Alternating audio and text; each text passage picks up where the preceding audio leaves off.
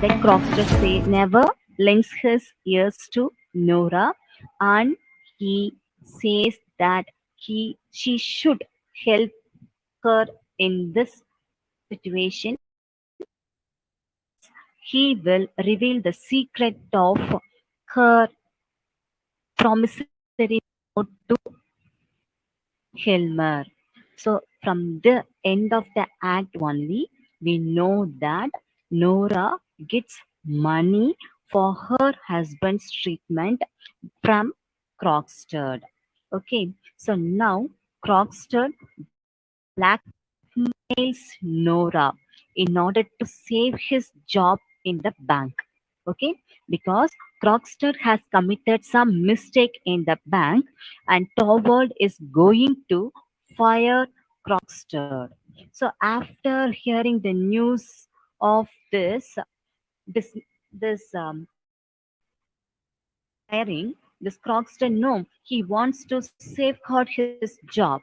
That's why he has come to Nora's help. So Nora, she does not know how to help Crockster because this Helmer, he's a very strict man as well as a very principled man. For him, the main he's a principled man. Already I told you, no, he's a very strict man and he's a very principled man. And his course is no debt and no borrowing. Okay, this is the often used phrase by Helmer: no debt, no borrowing. So Nora is really frightened to reveal the reason of her getting money from Crockster. At the same time, she forged the promissory note because in the promissory note, she put the signature of her father in order to get the amount from Crockster. Okay, so forgery. Crockstead knows that Nora has done the forgery. So, by showing that, by revealing the forgery of Nora, he says that if she doesn't help him to get back his job, he will surely reveal her forgery to her husband.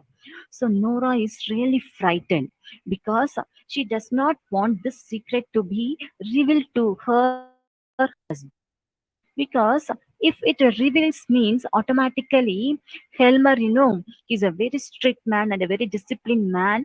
He may send her out of the house. So she is really frightened and really tensed. She does not know what to do. So in that position, she is in the house, and Croxton leaves the place by blackmailing her. Okay, and that ends the act.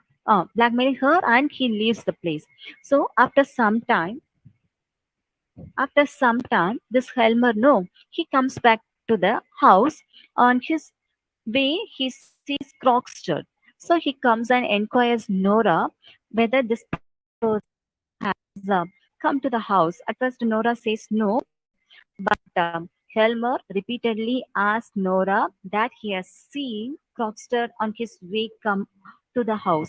Then Nora admits that the yes, Crockster has come just to inquire about you, and he leaves the place. So at that time also Nora hides the real intention of Crockster's arrival. And then she pleads to this Nora pleads to Helmer about the job. So why don't you give the take back the of Crockster? So in such a way, she talks Crockster. So this way of talking in favor of Crockster doesn't like by Helmer, and he says that he's a fraudulent man. So he's not a good person to take care of their children. So he Helmer says that Crockster is not a good man, so don't bring any recommendation about Crockster to me. And he finally says that this type of fraudulent parent corrupt the lives of their children. So this phrase automatically lingers in the mind of Nora because Nora too commits the same kind of fraud. Okay, she too is a fraud, just like Crockstead, isn't it? So Crockstead also forges something in the bank in the same way. Nora also forges her father's signature in order to save her husband's life.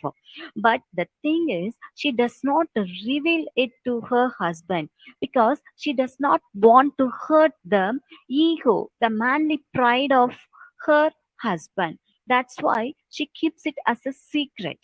So now she really very sorry for what she has done because now life is in the hands of Crockstead. If he reveals everything to Helmer, means automatically Helmer will throw away.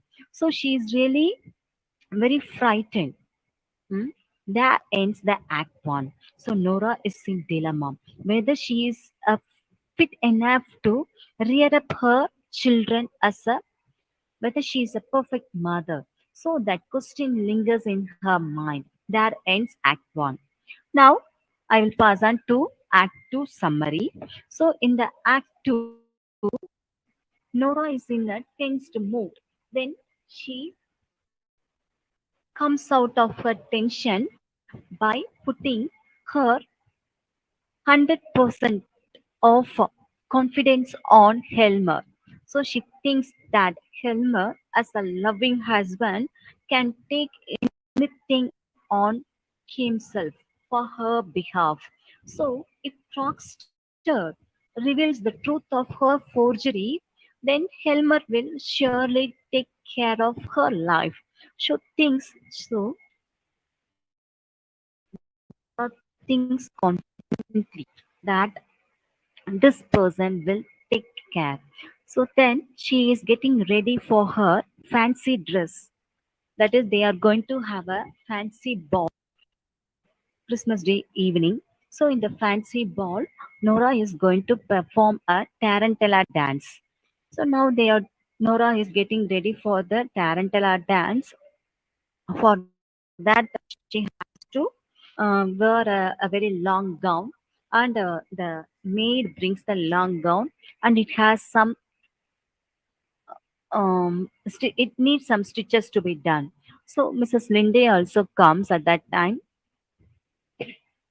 Mrs. Linde also comes at that time, and Nora asks the help of Mrs. Linde to make this cloth.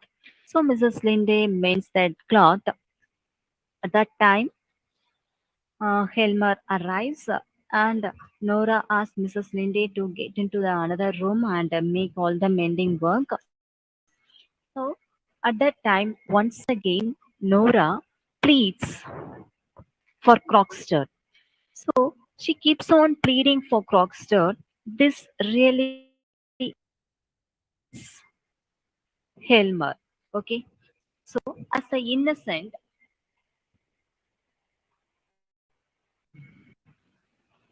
sorry, as an innocent wife, she keeps on pleading for the case of Crockster. So here we can compare this Nora with Desdemona. Shakespeare's Othello. In Othello, Desdemona also pleads to Othello regarding Cassio. Okay, so as an innocent, she too pleads for Cassio, just like the same way here, Nora pleads for Crockstead. So in the same way, in Othello, Desdemona meets her end because of her pleading. In the same way, in this drama too, Nora meets her end because of this pleading. Okay, she pleads to Helmer about Crocksted's job. So this really irritates Immediately he sends a letter of insult to Crockster. Okay, so Nora's is really very sorry for Crockster's present position and she does not do anything else. She does not help Crockster and she's very sure that something bad is going to happen to her. So at that time, Crockster enters, sorry, Dr. Rank enters and Mrs. Lindy is already in another room. No. So Dr. Rank enters and Dr. Rank is not in a good spirit. Okay, he expresses that he's he's going to die soon. So on hearing that, Nora is really shocked. Why are you saying like that, Dr. Rank? So for that, Dr. Rank says he suffers from spine tuberculosis.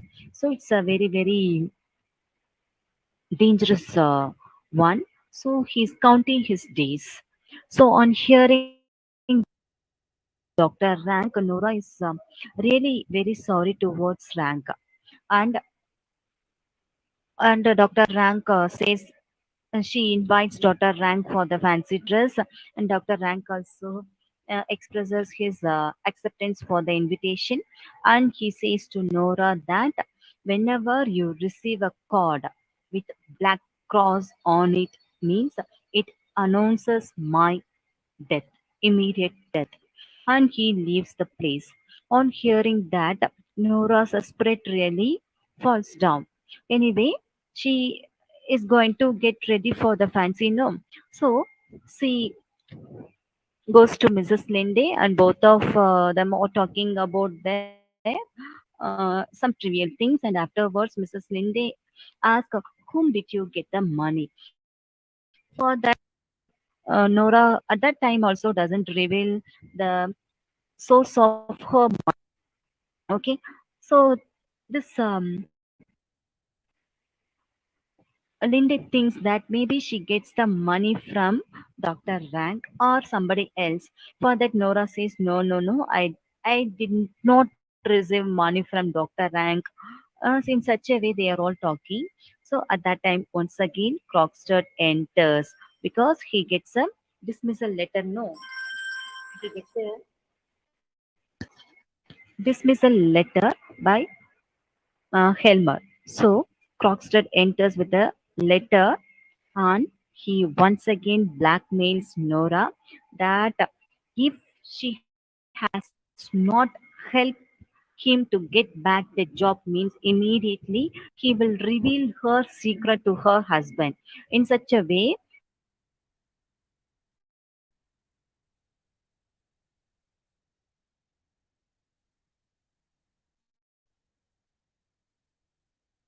Nora box and he leaves the room. So now Nora is really very, very frantic. She does not know how to open the letterbox because the letterbox key is in the hands of Helmer. He doesn't give the key to anyone else in the house. So she is really very, very afraid what will happen next. So in that position, the fancy ball is about to begin. So she dances very wildly in the fancy ball, and which expresses her tension. Okay, so inwardly she is really very affected by the letter of Crockster, which reveals her forgery. No, so she is really very very afraid of the reaction of Helmer because already she knows that Helmer is a very strict person. He's against borrowing money, but at that time she borrowed money in order to save her husband. No, in order to save her husband's life. Okay, not to save her husband's life. No, so she is really very confused and very very frantic and she does not know what to do. So because of that tension she madly and widely performed in Tarantula, and the Tarantula gets over and both Helmer and Nora comes back to their room. So at that time, Helmer admires Nora and she talks in favor of her dress and the way she dances in the Tarantula. She admires her physical beauty.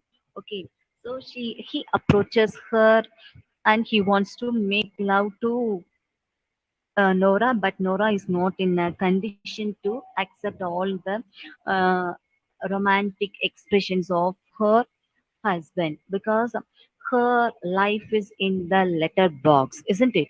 So there only Crocksted's letter lies. So, so he knows that Nora is not at present in a good mood. So he inquires Nora, why, what is disturbing you? In such a way, he inquires. So at that time, Linda also comes out of the room and she looks at Nora in her costume. So now Helmer leaves both Nora and Lindy. So at that time, Nora says that she has borrowed money from Krogstad and all the things about her life to Lindy. And Lindy, as a good friend, she promises to help Nora. She promises to help Nora and she immediately goes to the house of Crockster in order to make Crockster to get back the letter from the letter box. Okay, so what happens, she goes to Crockster's house, but at that time, Crockster has gone back to the town in order to do some duty. So, unfortunately, she couldn't get a chance to meet Crockster. So once again, she comes back to Nora and informs about the absence of Crockster. So Nora is really very tensed because at any moment the letterbox will be opened by Helmer. So she does all the methods to make Helmer not to open the letterbox. Finally, what happens? Helmer opens the letterbox. He goes to the letterbox. He's about to open the letterbox. At that time, he finds some happy in the lock. Um, because this Nora, she tries to open the letterbox with her happy, but she does not open that lock. So the hairpin is stuck in the lock.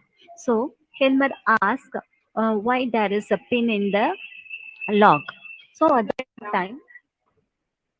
that time, Nora says that our children may do all such things in such a way. She puts the blame on her children. So now Helmer opens the lock and he takes the letter from the box. The first letter he receives from the box is only from Dr. Rank. Dr. Rank card is there with a black cross on it. Then Nora says that this black card represents the imminent death of Dr. Rank.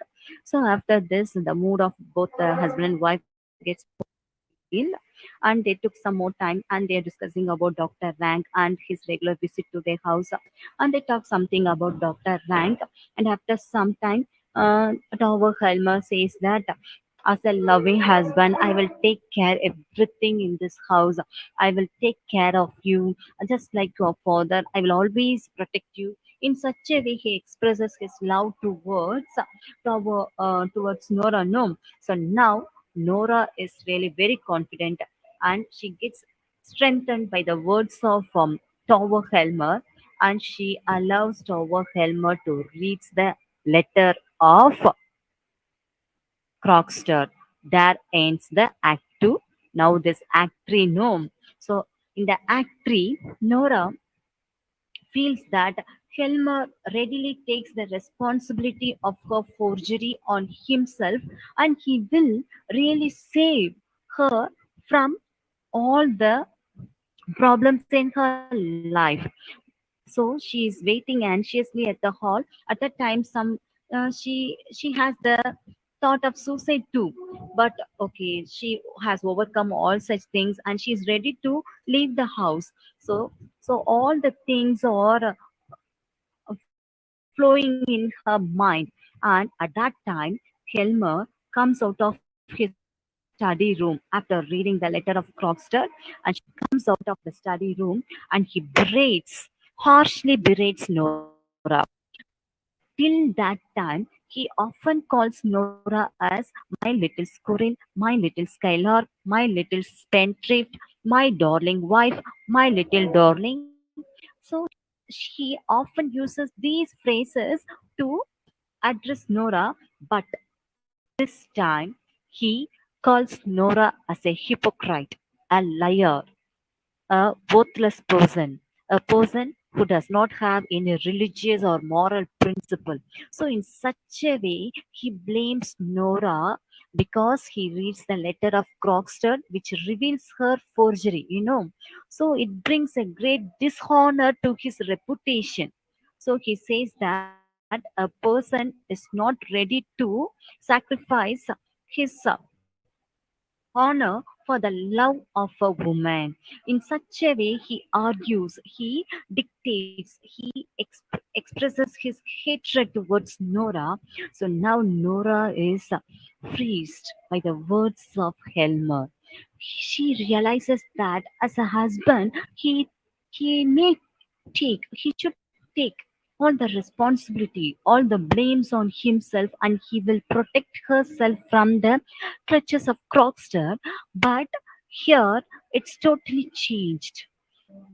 Helmer is not ready to take all the blames on himself.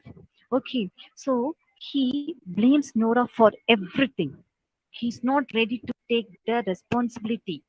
Okay, so now Nora realizes the nature of Helmer, and both of them arguing at that time. Once again, a letter from Krogstad arrives. This letter explains about um, that he's not going to forge, that he's not, that Nora is not going to give any money. All the debts is off.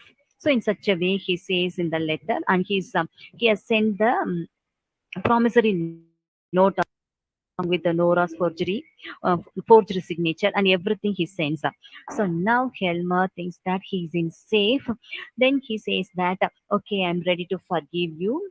We will be back once again as a loving husband and wife. In such a way, he talks to Nora, but Nora, she is very, very determined that for the first time in their married life, she's going to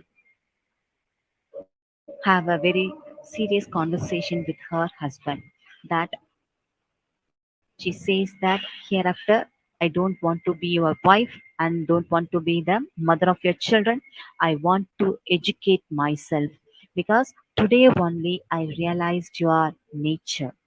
Now I want to be a independent lady because I have been treated as a doll in my father's house. So to my father, I am a doll, and I acted according to the whims and fancies of my father. And afterwards, what happened? No. After marriage, once again, I have handed over to you, and you too treated me like a doll. So I too dependent on you. I too behave like a doll.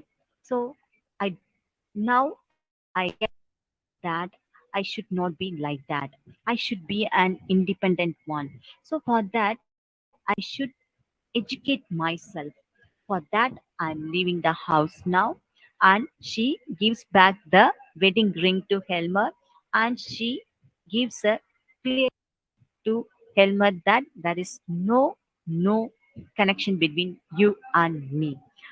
In that way, she slams the door of Helmer and she leaves the house. So here that ends the act 3. So now Nora, whatever she does only for her husband. She sacrifices everything for her husband. But on the other hand, this Helmer, he does not understand the real sacrifice of Nora. Okay. So for him, his honor, his reputation, his name is more important than any other thing in the world. Finally, in the final act, when he gets the second letter from Cross, then only he turns to be a normal man. Before that, he berates Nora as a hypocrite, as a liar, all such things. And he says that you should not have the rights to bring up our children. You should be a servant in the uh, house, and you should not take any responsibility in the house. In such a way, he talks. Okay, after receiving the second letter from Crockstad, and he is sure that his reputation is no more at stake, then only he accepts Nora. Okay, if he does not, the next letter from Croxton means surely the life of Nora will be a tragic one. Okay, so once he realized that he is safe and his honor is protected, then he's ready to do anything for Nora. But a real husband should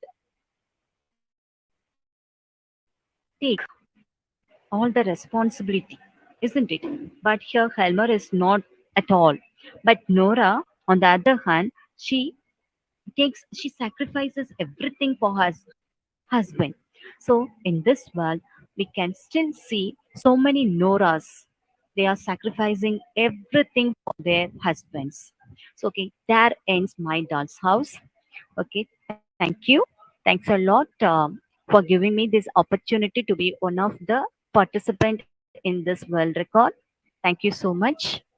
Now I pass on this session to Mrs. M. Satya, Assistant Professor of English in the Standard Fires Rajaratnam College for Women. Yes, ma'am. Thank you, Uma. Good afternoon, everyone. First of all, I thank the organizers for giving me an opportunity to be a resource person in this world record. Next, I thank our generous management, our Madam Principal, Dr. T. Palnishwari ma'am, for me to participate in this program. The topic that we are going to see today is the character thematic analysis of the play Yayati by Girish Karnad. Girish Karnad is an Indian playwright. He is also an actor, author, and director. He has written largely in Kannada. He was conferred with a Gyanpith Award. He explores the present by way of the past. His simple and creative style of presenting ancient well-known themes from a different perspective had a phenomenal effect on the spectators. The thematic novelty in his plays received a great response from the audience. Yayati depicts the complex nature of relationship between Devayani, Sharmistha, and Teyati on one side, and Puru and his wife Chitralega on the other side. The plot of Yayati is adapted from Adi Parva, the first chapter of the popular Indian epic Mahabharata. The major milestones of this play are the curse of Sukracharya on Yayati, Puru's acceptance of his father's old age in exchange of his youth, Chitralega's decision to end her life, and Yayati's eventual acceptance of his inevitable old age, which is the result of Sukracharya's curse. The summary of this story is Yayati is a powerful king of Kuru dynasty who has an obsession for eternal youthfulness and worldly pleasures. He is indulged in sexuality and wants to be young forever. He has many queens, and the complexity in the relationships arise due to these sexual relations. In this play, his three wives are referred to Devayani, Shamista, and Puru's mother. The sexual relations of Yayati among these three women are quite significant in this play. Devayani was actually in love with Kacha, who is a student of her father, Sukracharya. But under certain circumstances, she was compelled to marry Yayati. Yayati's lust forces him to marry Devayani. Her father, Sukracharya, has the knowledge of Sanjivani Vidya. Sharmistha, who belongs to the Rakshasa cult, is Devayani's slave. Devayani is angry with Sharmistha because she is worried about her influence on Yayati. Sharmistha seduces Yayati so as to take revenge on Devayani. Devayani does not prove Yayati's sexual relationship with Sharmistha. She belongs to Rakshasa cult, and the relationship of Bharata king with a woman of Rakshasa cult is not acceptable. Being disturbed by Sharmistha's behavior, Devayani approaches father to tell him about Yayati's immoral sexual relationship with Sharmistha. On hearing this, Sukracharya becomes enraged and he curses Yayati. As a consequence of his curse, Yayati would lose his youth and become worn out. Yayati is utterly shocked by this incident. The very thought of shedding his youth is so painful and unbearable for him. Sharmistha tries to console him, saying that no one on the earth can escape from old age. She pleads Yayati to accept his old age and leave the kingdom with him. She assures him that she would accompany him. But Yayati, who has a strong obsession for youth and worldly pleasures, is unwilling to accept the old age. However, when his son Puru visits Sukracharya, the intensity of the curse is lessened. Sukracharya says that if somebody exchanges youth with Yayati, he could again enjoy everlasting youthfulness.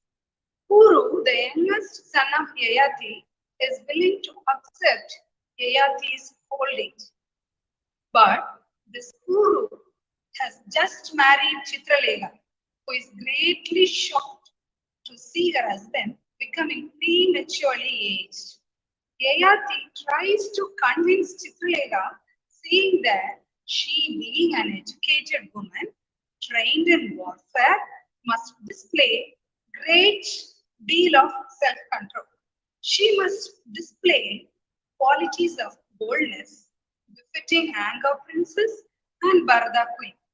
But she says, I will not let my husband step back into my bedroom unless he returns as a young man. But Yayati tells her that he can order her as a ruler and she is bound to obey the orders of the king. He also reminds her of the oath that she has taken during her marriage. Chitralega, however, does not yield to Yayati's arguments.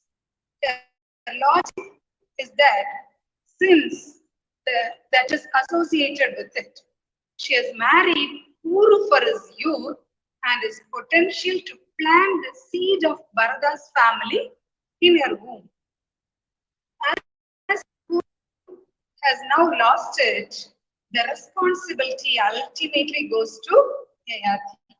On hearing this, Yayati severely criticized Chitralega and calls her a beast. When Chitralega is convinced that Yayati would not return her husband's youth, she finally commits suicide by swallowing his poison. Sharmistha decides to leave Yayati because his future ahead, however glorious, is based on the demise of an innocent woman. Yayati is finally transformed when he sees the lifeless body of Chitralega. A sense of rationality awakens in him. At last, he accepts knowledge by embracing Puru. Puru once again becomes young at the cost of his beautiful bride on the nuptial night when he was supposed to meet. Karnad has revolutionized the image of women in drama through Yayati, one of his initial plays. He has contested the typical women image created by the dominant patriarchal ideology. Though the women characters in Yayati shows spirit and strength, unlike the docile nature and meekness expected of them, they all finally succumb to the bounds set by the patriarchal framework. However, much rebellious they were to the norms of patriarchal setup. All these female characters could only partially succeed in creating an image of an emancipated woman. The play do not show the characters in an open wage against the societal structure, male domination, but the female characters are shown to be thinking beyond the bounds set by the dominant ideology.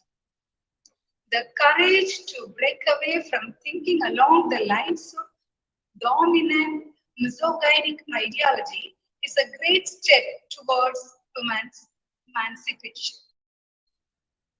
This Girish Karnad's display, Yayati, this is an interpretation, reinterpretation of the mythical story of King Yayati, which appears in Purva Parva of Mahabharata.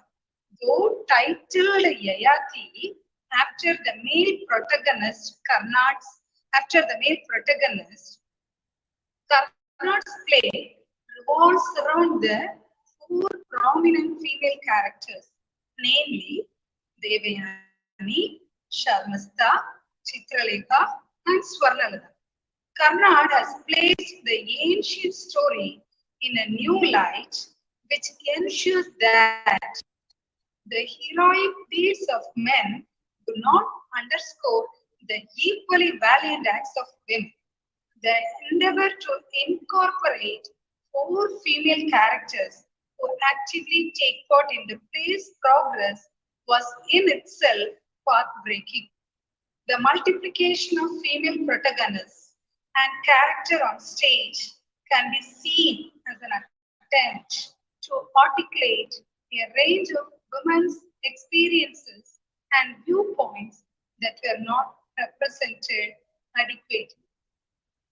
Karnad has revolutionized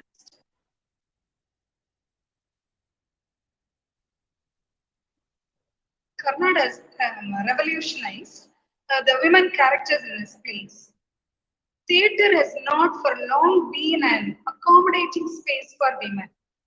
Earlier, dramas did not portray women as what they were, but projected the patriarchal codes of desires through the female characters. This play, Yayati, was a step towards subverting the patriarchal imaging of women. It stood as an anomaly to the tradition of women characters created in accordance with the misogynistic images of women dominant in the culture. This new emphasis on female characters and consequent sexual freedom on stage has helped in liberating women from the patriarchal notions of womanhood. This play, Yayati, in this play, Karnad's attempt at giving voice to and celebrating the other. The cultural construct generated by the patriarchal system is predominantly reflected in this play. All female characters are shown to have attained a state of mental liberation where they tend to question the unjust happenings in their lives. The mindset of his characters cannot be contained in the framework of patriarchal thought. Women have been oppressed for very long that the only voice ever heard from there were the voice of patriarchy, but the women in Yayati are those that stand up for their rights and desires. The play includes the problems arising from the intersection of gender with race and class as well. Currently, raise issues of caste, caste and gender to politicize the play. The conflict between Devayani and Sharmista puts forth the class distinction within women themselves. Devayani is a Brahmin woman who is married to the Kshatriya king Yayati, whereas Sharmista is an Asura princess who is cursed to be a slave of Devayani. The conflict between the two is a product of social hierarchy. It's a replica of the issue of the class divide existing in the contemporary world. The cultural superiority of Devayani increases as she marries King Yayati. Sharmista, on the other hand, is deprived of her royal status and has been condemned to serve as a slave of Devayani. Feminism and quest for women empowerment cannot ignore the issue of class, race, and economic divide existing among women. As we see today, the bourgeois women and pro-literate women do not fight for the same needs. The oppression that women of the different classes suffer also differs, but none patriarchal oppression. The conflict within themselves hinders women from uniting against male oppression. When we see the four women characters of this play, Devayani, Chitralega, and Swarnavada. The first character, Devayani, she is the daughter of Asura Guru Sukracharya, Sharda, the daughter of Ashura king Rishparva are friends. One day, they went bathing in a river, and the wind blew away their clothes from the banks. Sharmista, by mistake or design, put on Devayani's clothes after failing to find her home, and when accused of misbehavior by Devayani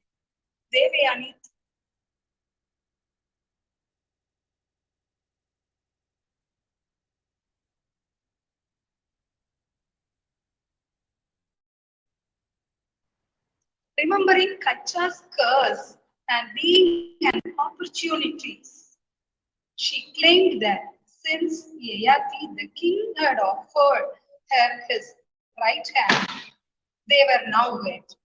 Yayati was hesitant, but easily persuaded by her father.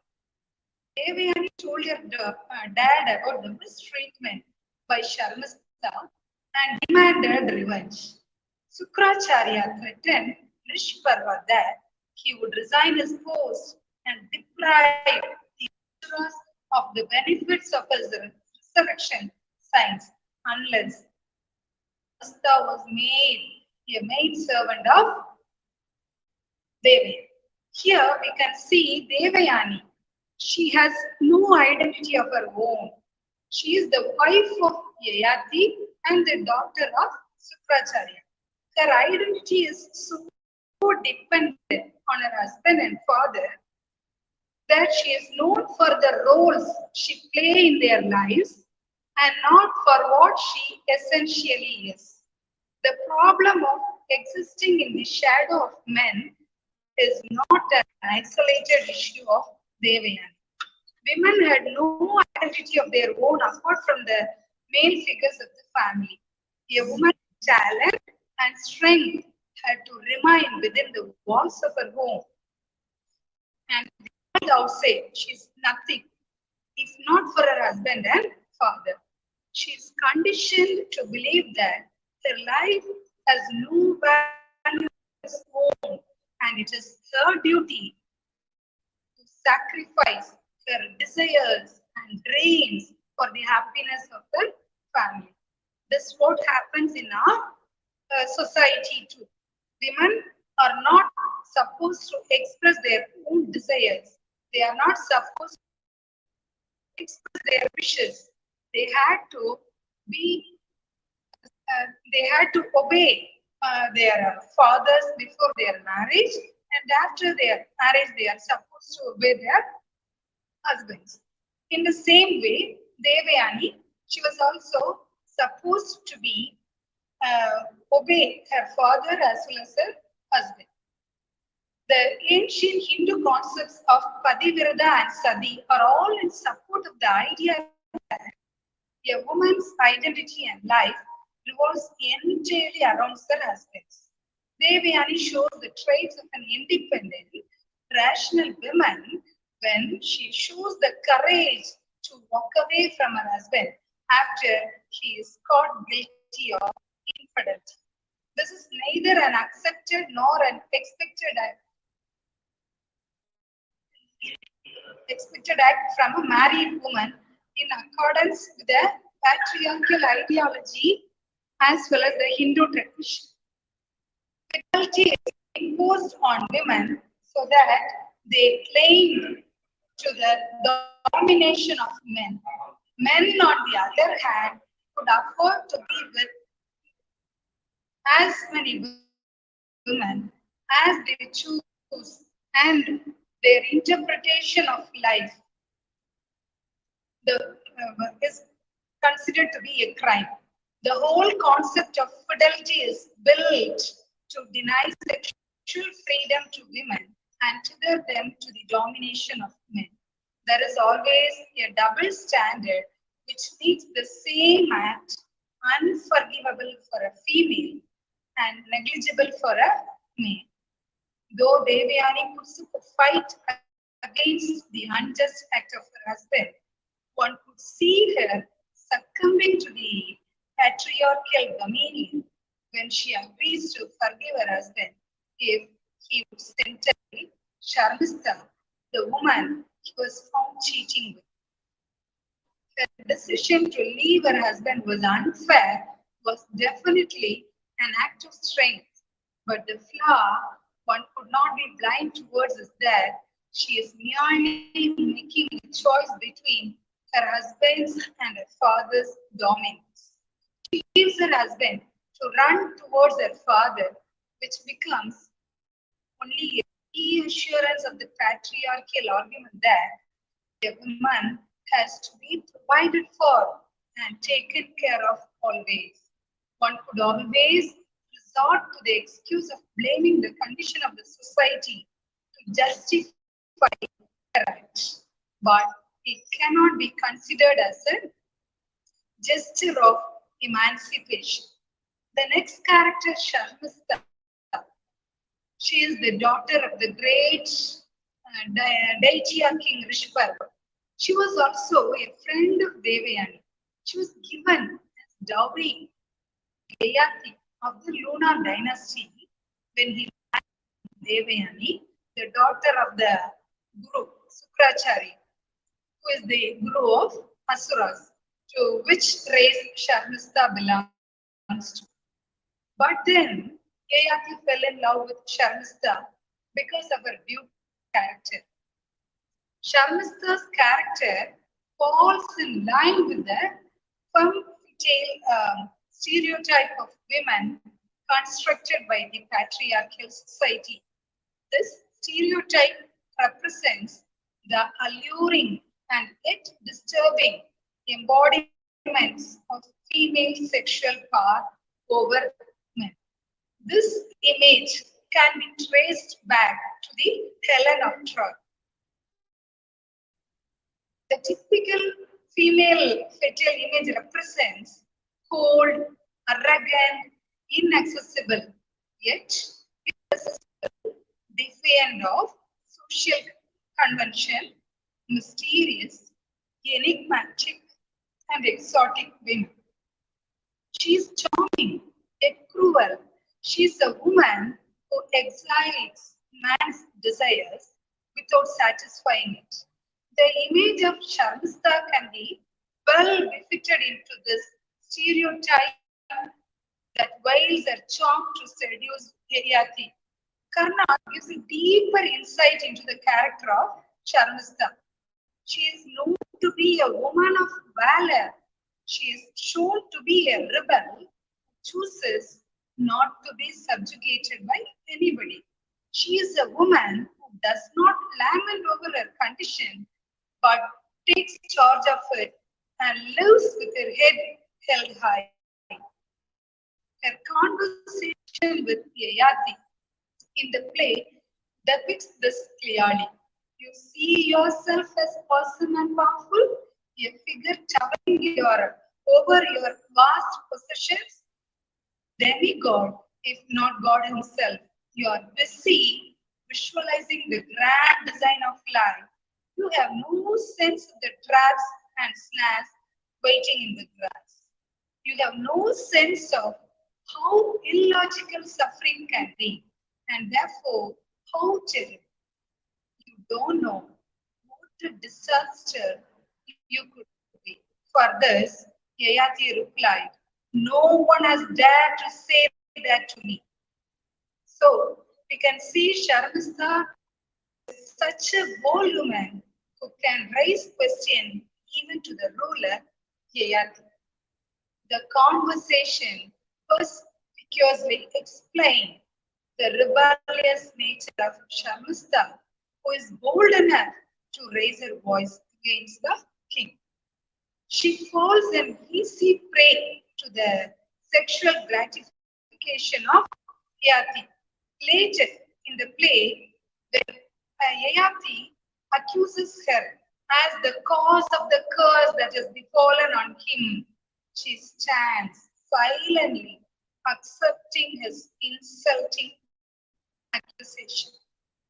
So far we have seen the two characters Devayani and Sharmista. Though both of them are friends, how their character changes after a quarrel among themselves. Devayani, though she belongs to the upper class of society, but she is a poorer daughter of the Guru Sukracharya. Whereas Sharmista, she belonged to the low class of the society, which is mean to the Brahmin class. This Sharmista, she belongs to the Asura race. But she is the princess of the Asura race. But everything has collapsed in her life, and all on a sudden, her life was changed overnight. The princess of the Asura race becomes a slave of the poor Brahmin girl Devayani, who has now become the queen of the Varada king Yayati. So we can see the mentality of both these ladies. One's life has changed from the lower status to the status of a queen, and the others from the place of a princess to be a slave. Sure, this will create chaos in the mindset of Sharmista. When we read the we can understand the emotions and feelings that happens in the mind of Sharmista. But she has promised her family that she will never fail in her promise. Though she acts as a slave to Devayani, she always walks with her head up, having in her mind that once she belonged to the Sura race, where she was the princess. And the next two characters, Chitralekha and Swarnalada, these two characters Karnadi has invented. Chitralekha, she is the wife of Kuru. Her function is to question the moral authority of Yayati in taking her husband's youth for his sensuous pleasure. She Yayati to take over the role of husband Chitralega is the major female character who shows traits of powerful womanhood but fails to retain the strength throughout. Chitralega, she is the daughter of Yayati. She is a representative of the modern woman in the play who exercises a rational mind. She dares to express her desires and question the unjust happenings in her life. Despite her helplessness in making any changes, she is not a weak person who accepts male hegemony without questioning. She accuses Yayati, telling thus, I did not push him into the edge of the fire, sir. You did. You hold on forth on my wife's duties. What about your duties to your son? Did you think twice before foisting your troubles on a pliant son? Yayati had robbed Guru of his youth and consequently robbed Chitralega of her natural right of the conjugal bliss. She does not accept the chauvinistic attitude of Yayati and does not withstand the suppression and supremacy of the king. She reminds Yayati that by getting married to Kuru, she has gained equal rights over Anandpur, the palace of queens. Chitralega thinks that she had committed a crime by asking her husband to leave while Kuru had exchanged his youth with the decrepitude of his father without consulting his newly married wife. The idea of sin is nothing but a social construct. However enlightened she had herself to be, she is not free from the social conditioning of patriarchy, which makes her think that rejecting her husband is an unforgivable sin. Though she portrays a lot of courage, she ultimately accepts her defeat in her rage and commits suicide. The next character is Swarnalata. She is the maid who was deserted by her husband, who suspected her of infidelity. The mere thought of her infidelity was eating him up. He could not even imagine her to have sexual freedom when he sleeps around with many women. She ultimately was forced to lie about having a past relationship with her tutor. She lied that she had a relationship with her tutor before her marriage so that her husband gets some peace of mind. The instance portrays how deeply ingrained are the idea of fidelity and other impositions of patriarchy are in our psyche. In the end of the play, Swarnalda goes out of her mind, for she could no longer keep saying holding on a sorrowful longing for her husband who had deserted her long back. So we can connect all these four characters in our day-to-day life. The subjugations and the suppressions that women undergo in this patriarchal society. The very pitiable characters of this play are Chitralega and Swarnalada. They lose their lives of no sin of their own, simply for obeying the words of the patriarchal society. They have committed suicide. We can see the suicide and problems arising in our society for women in the same way women is treated with. For example, this Swarnalada, he had a suspicion that maybe she could have relations who had come to taught the lessons during the evenings. Because of his poor background, he had some food for his eating. In the past, not supposed to study. But Swarnalada's father wants her daughter to have education.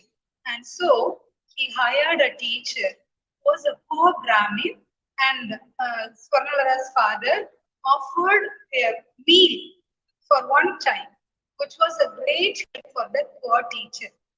And this teacher stayed in the home of Swarnalada, and he used to go to his home in the next morning.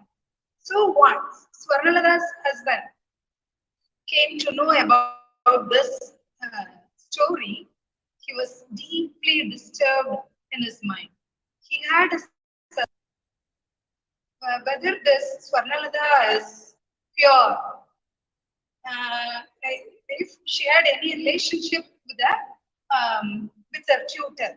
He was questioning Swarnalada again and again. And for Swarnalada, no other go. At last, she accepted, yes, I had a relationship with my tutor, because there's no other go for Swarnalada to convince her husband, because he was dominating her in such a way that she should accept. Same is the case with many women in this society who becomes a prey to the male dominated society and ends their life. Okay? And that's why women are supposed to have education and to stand on their own. Only if they have their financial freedom, they can lead their life even after getting separated from their husband. But in the past, the women are not supposed to go out of their husband's house, and if they are not able to sustain these problems, they will continue. They will commit suicide at last. Okay. To continue with this, when a crisis comes in the life of Yayat, instead of owning up a responsibility, the next we can see is the shirking of responsibility. The theme of this play can also be analyzed. One of the theme is responsibility. But all the characters of this play, except Sharmista, shirk their responsibilities. Okay? The first man to shirk their responsibility is Yayati. Instead of owning up, the first character we can see is Devayan. Instead of owning up the responsibility, Devayani leaves the path. She refuses to yield, and the result is the curse of premature old age on Yayati. When Yayati learns that Sukracharya has cursed him with old age, he does not accept the responsibility of what he has done. He accuses Sharmista for this. Old age decrepitude by nightfall, and then what? Sharmista, you devil, you are the cause of all this. You are responsible. You trapped me with your wives. The curse demoralizes Yayati. He refuses to believe his son Kuru would be of any help in saving from the curse. He loses control of himself, not know how to handle the situation. Sharmasta tries to pacify Yayati by asking him to accept what has come his way. No one can escape old age. You have just hastened its arrival. Let us accept it. Let us go away from the city. I'll come with you. I'll share the wilderness with you. Refuse to accept old age. To recapture youth, Yayati gets violent, determined, and refuses to accept the old age because he has great inclinations towards the world of beauties and bounties. When Sharmista, the Rakshasa, he asks him for solitude. If I have to know myself, Sharmista, I have to be young. I must have my youth. Sitting on his bed, he looks here and there like a madman, and looks for something on the bed. He says, I am trying to recapture my youth, moments when I handed out pain moments, when I slaughtered enemies, razed opposite cities to the ground, made my queens death and pain, and demanded that they laugh and make love to me in gratitude, way of redemption and regaining youth. When Puru informs him that if his curse can be redeemed if some young person accepted his old age. Yayati is jubilant. He fails to understand the seriousness of his actions and accuses Dharmistha and Puru of not being happy in his happiness. Again, when Puru informs him that nobody is ready to accept the old age, Yayati cannot believe his ears because he had a false notion in his mind that being the ruler of the country, he can order anyone to accept his old age. But when he came to know that nobody is ready to accept his, he becomes so angry. He dreads old age and the decrepitude it brings. He feels hurt when nobody comes forward to take upon himself the curse of old age. It is Sharmistha who brings him to his senses. Why should they? Why should they take upon themselves the scourge you have brought upon yourself? Please, sir, let us not look around for the fool or the yogi who is seeking holy martyrdom. Let us go. Yayati is ready to give whatever one wants in return. Puru asks Yayati his old age and go to the forest. Yayati cries bitterly and with folded hands begs Puru. Puru decides to accept the curse of senility inflicted on her. When Puru proposes the curse given to Yayati be transferred to him, Puru undergoes a sense of tension and a conflicting mode between cognition and perception. To go back to his roots is to realize the genealogical branches of the tree. Sharmistha again asks about the future conditions of Chitralega when he bears the curse of his father. His remark becomes a fine piece of the conflicting conditions about his birth and parentage. I'm like an infant on the brink of birth. Please don't show me back with that name. Puru proves himself as great symbol of sacrifice. He accepts the imposed old age of his father and becomes a ripe old man in his formative years while Yati regains his youth. However, in another sense, Puru becomes the victim hysterical desire for sensuality. Suddenly, Puru starts feeling weak and is about to fall when Sharmistha helps him. When asked, Sharmistha, what has happened?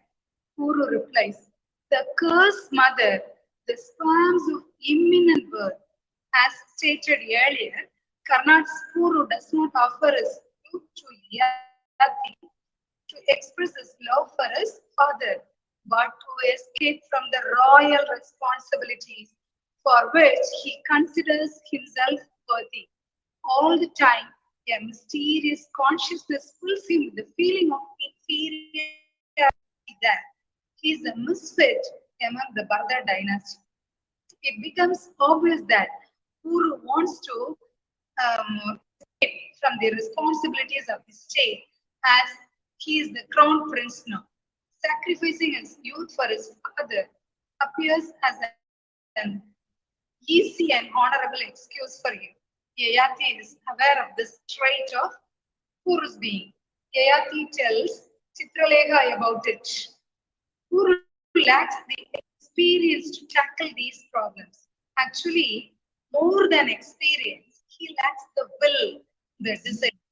Instead of welcoming the responsibilities of king and of a householder, he has welcomed senility within a fortnight of his marriage.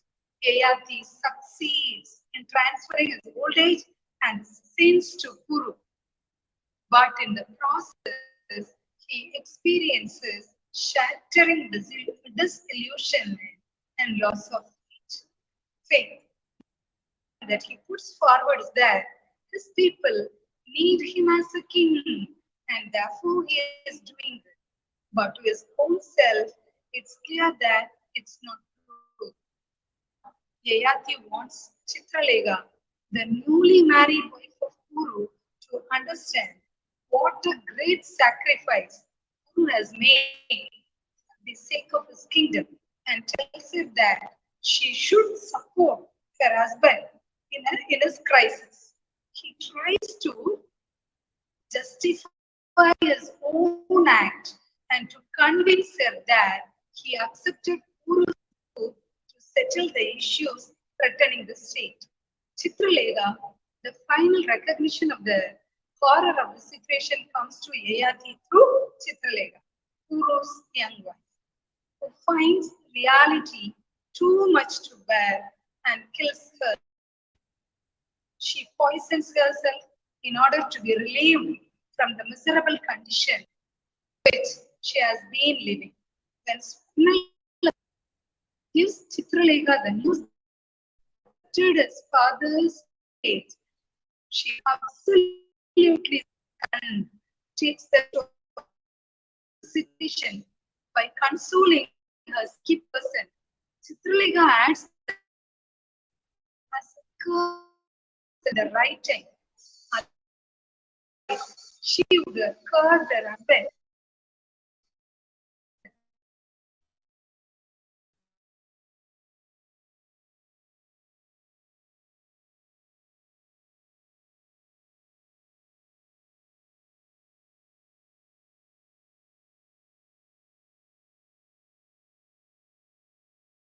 under.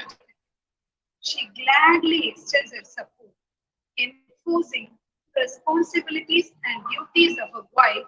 Yayati tries to make she should display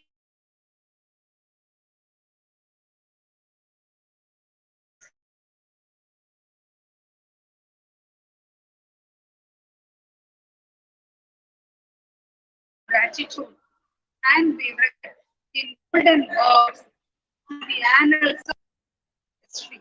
He even advised her to behave in a way befitting the of the other family. It is reality that Yayati cushions the responsibility. It teaches her about the responsibility and duties of a wife. When she refuses, he is as a daughter-in-law and as a king and orders her to leave. When she offers to leave the kingdom, he scolds her. Do you remember too the vow you took not so long ago, with God as your witness, in the presence of the Holy Fire, that you would walk in the path marked by his footprints, whether home or into the wilderness? Later adds, ironically, or into the funeral pyre. This irritates Yayati and rebirths argument, and Chitralega for wishing death for her husband. She then accuses him for her plight. Chitralega, the creation of Karnal. As a matter of fact, we must understand that Chitralega, a creation of Karnal in the highest sense, stands for futility of life. Even though she was born as a princess, she marries Kuru because of his youth and dynamism, but accepts the decrepitude of his father without consulting her. Meanwhile, Yayati asks her to be patient and to rise above such inconsequential consideration. He also asks her to be a great woman. Karnad takes a memorable turn here. As Chitralega tries to cross the threshold of patriarchy, she boldly has a proposal for Yayati. She would like Yayati to take the place of Kuru in her life so that she can bear a child of the family. Karnad has succeeded in portraying Chitralega's character by creating her image as an asking woman. She thinks Yayati as the man who is bestowed with masculinity and authority. To fulfill her desire to have a successor of the Bharata dynasty, she offers herself to Yayati. Yayati is shocked by her immoral demand. He rebukes her and accuses her of harboring such low thoughts in her mind. However, Chitralega, as a representative of the modern woman, asserts her individuality and fights for her right to love and family happiness. She courageously argues and directly challenges Yati to accept her as she has taken Puru's youth. So Chitralega seems to be in search of a man who would define her and provide her some recognition in a society ruled by males.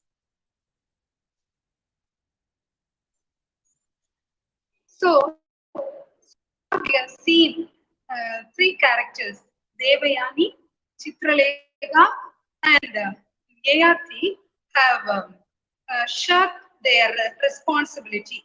Yayati, who has lust for beauty and to lead his life in this world, who is not ready to accept his old age, he he pushes, he throws all his sins and old age to Puru, his son. Okay, this Puru actually he has just got married without thinking of Chitralega, his wife. He has taken the youth of um, his father Yayati, telling that he will be he will be known forever as a son of gratitude. But he had another role as husband. He had forget that role. So here, Puruk has shirked his responsibility as a husband. Actually, his shirking of his responsibility as a husband and as a king. Now he was crowned as a prince of the country. Actually, he doesn't want to take the responsibility as a king of the state because he had some in himself, and so he wants to shirk his responsibility. And this chance has come to him voluntarily.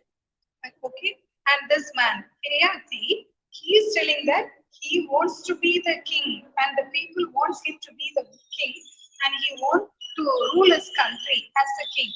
But actually, that was not the truth. He is a man of lust. He is a man of worldly pleasures. He doesn't want to welcome the unwanted old age that happened all on a sudden in his life.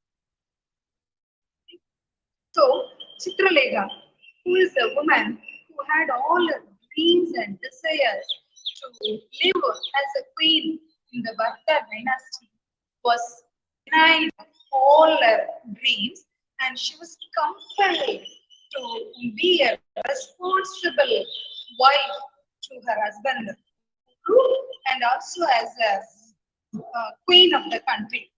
But she is a woman of courage.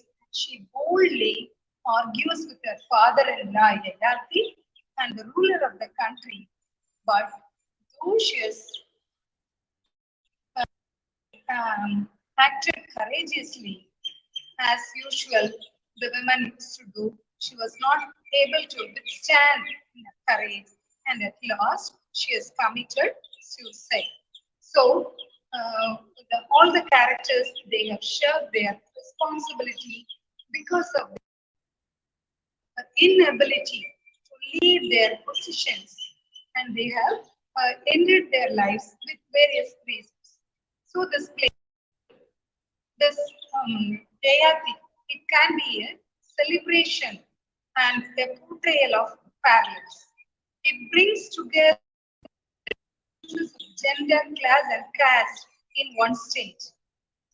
This Yayati is not a glorification of the sacrifice of Guru, but a play which intrigues one to think more about the issue of class, caste, and gender in society. Karnat's women characters in Yayati are all strong, yet unable to stick to their strengths at the face of major trials. However strong they are, they all tend to be weak at the point.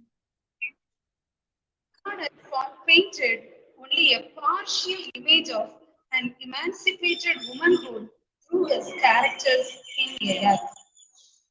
So this play throws light on the a lifestyle of typical who is very complex and intricate, bound by unlimited desires which can never be fulfilled. A man should be ready to accept the responsibility of the outcome of his own actions. But Yayati, the king himself, is not ready to shoulder his responsibility when things go against his will. The play also shows how the real father son relationship should be. The play uses the new characters Chitralega and Swarnalda to deepen the impact of his play and give the play a contemporary color. Thank you. Thank you, one and all. Thank you, the organizers, for giving me this opportunity to present my views on the play Karnat's Yayati. I also thank our management and principal for giving me this opportunity. And now I hand over the session to Dr. K. Ramajayalakshmi, Assistant Professor of English. Thank you.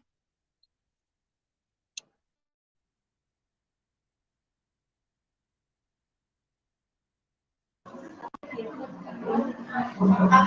afternoon, ma'am. Good afternoon, Dr. K. Ramajayalakshmi. Kindly unmute yourself.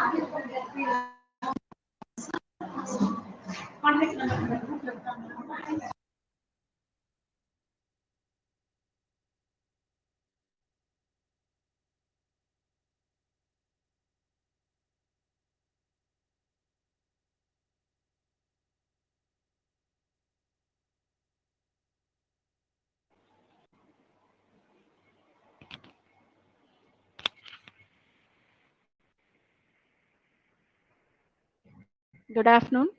My name is Ramajalakshmi. I'm going to talk about William Shakespeare's Midsummer Night's Dream. So everybody knows William Shakespeare and all his plays. Just I'm going to talk about a short introduction about William Shakespeare. William Shakespeare was born in the year 26th April 1564. His parents were John Shakespeare and Mary Shakespeare. His hometown is Stratford-upon-Avon in England. His wife name is Annie Hathaway, and his children Susanna, Hamnet, and Judith. So totally has written 37 plays, 154 sonnets, and 3 long poems. He was an English playwright, poet, and actor, widely regarded as the greatest writer in the English language and the world's greatest dramatist. He's the world's greatest dramatist. He's often called England's national poet and the bird of Avon. About 38 plays, 154 sonnets. Shakespeare is most often referred to as an Elizabethan playwright, but as most of his popular plays were written after Elizabeth's death, he was actually more of Jacobean writer. His later plays are also show the distinct characteristics of Jacobean drama. And what about the role of females in Shakespeare's plays? There is no women character. All the women characters are played by male characters. Females were not allowed to perform on the stage. During that females are not allowed to perform on the stage. It was illegal for women and girls to perform in the theater in Shakespeare's lifetime. So all the female characters were written for boys. Some of and his Globe Theatre in that period only the Globe Theatre was burnt. We have seen now we'll see Shakespeare's sonnets. Shakespeare's sonnets are some of the most fascinating and influential poems written in English. It was published in the year 1609.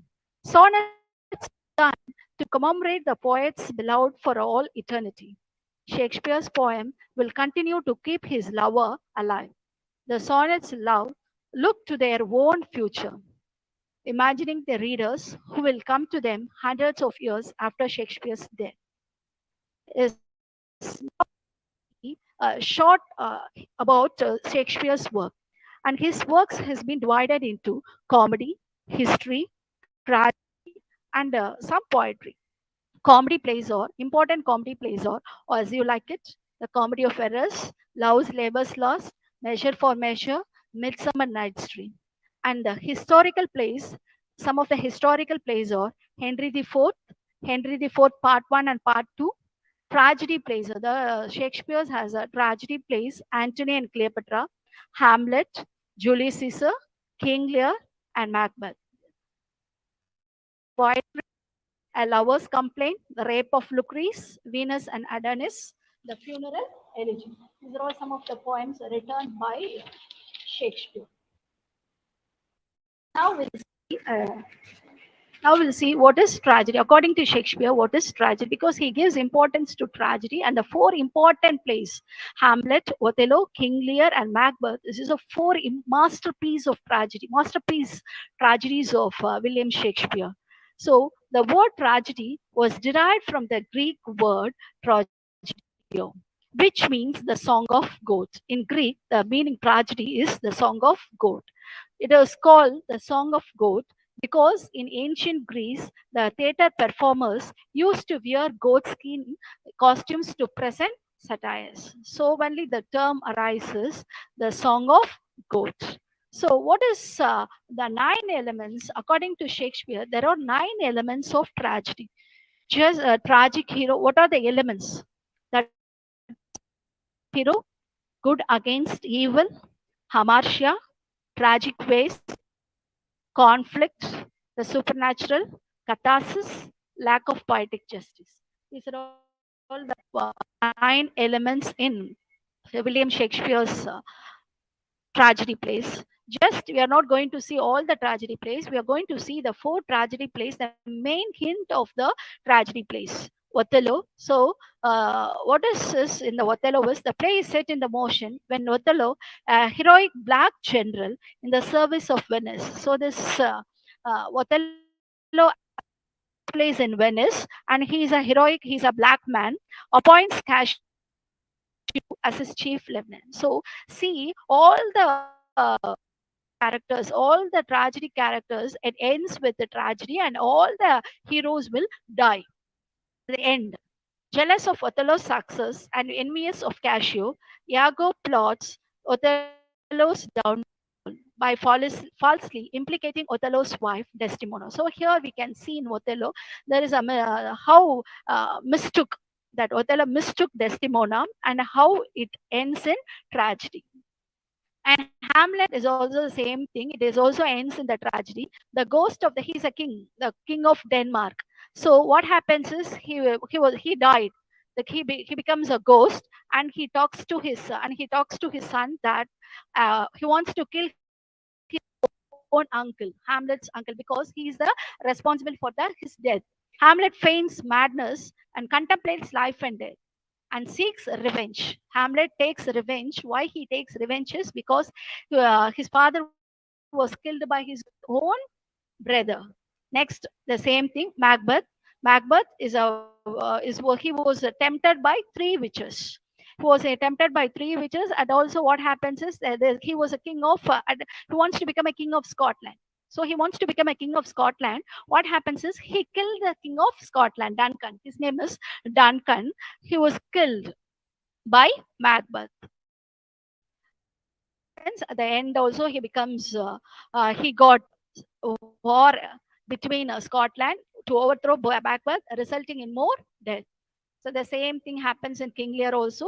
This in King Lear, what happens is because of the three daughters.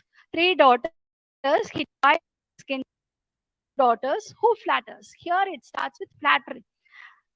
He thought King Lear flatters by his two daughters and banishes the third one. He has three daughters in this play. Two daughters flatters him, and the third daughter is a real one. He doesn't he doesn't flatters, and what happens? She doesn't flatter, so she didn't get any kingdom. Banishes the third one who loves him. His eldest daughter, both then rejects him at their homes. The same thing happens in the King Lear also. So this is the four major tragedies by Shakespeare, and the nine. This is the nine elements of tragedy. These are all the elements happens in takes place in tragedy plays, Shakespeare's tragedy plays. Now we come for Shakespeare's most greatest heroine who loves Shakespeare loves the greatest heroine is Rosalind. This Rosalind character takes place in As You Like It. As You Like It is comes under one of the best comedy plays. So Shakespeare loves a character, Rosalind character, a tribute to Shakespeare's greatest heroine. And who says is W.H. Auden. He's also a critic. He says the civilization.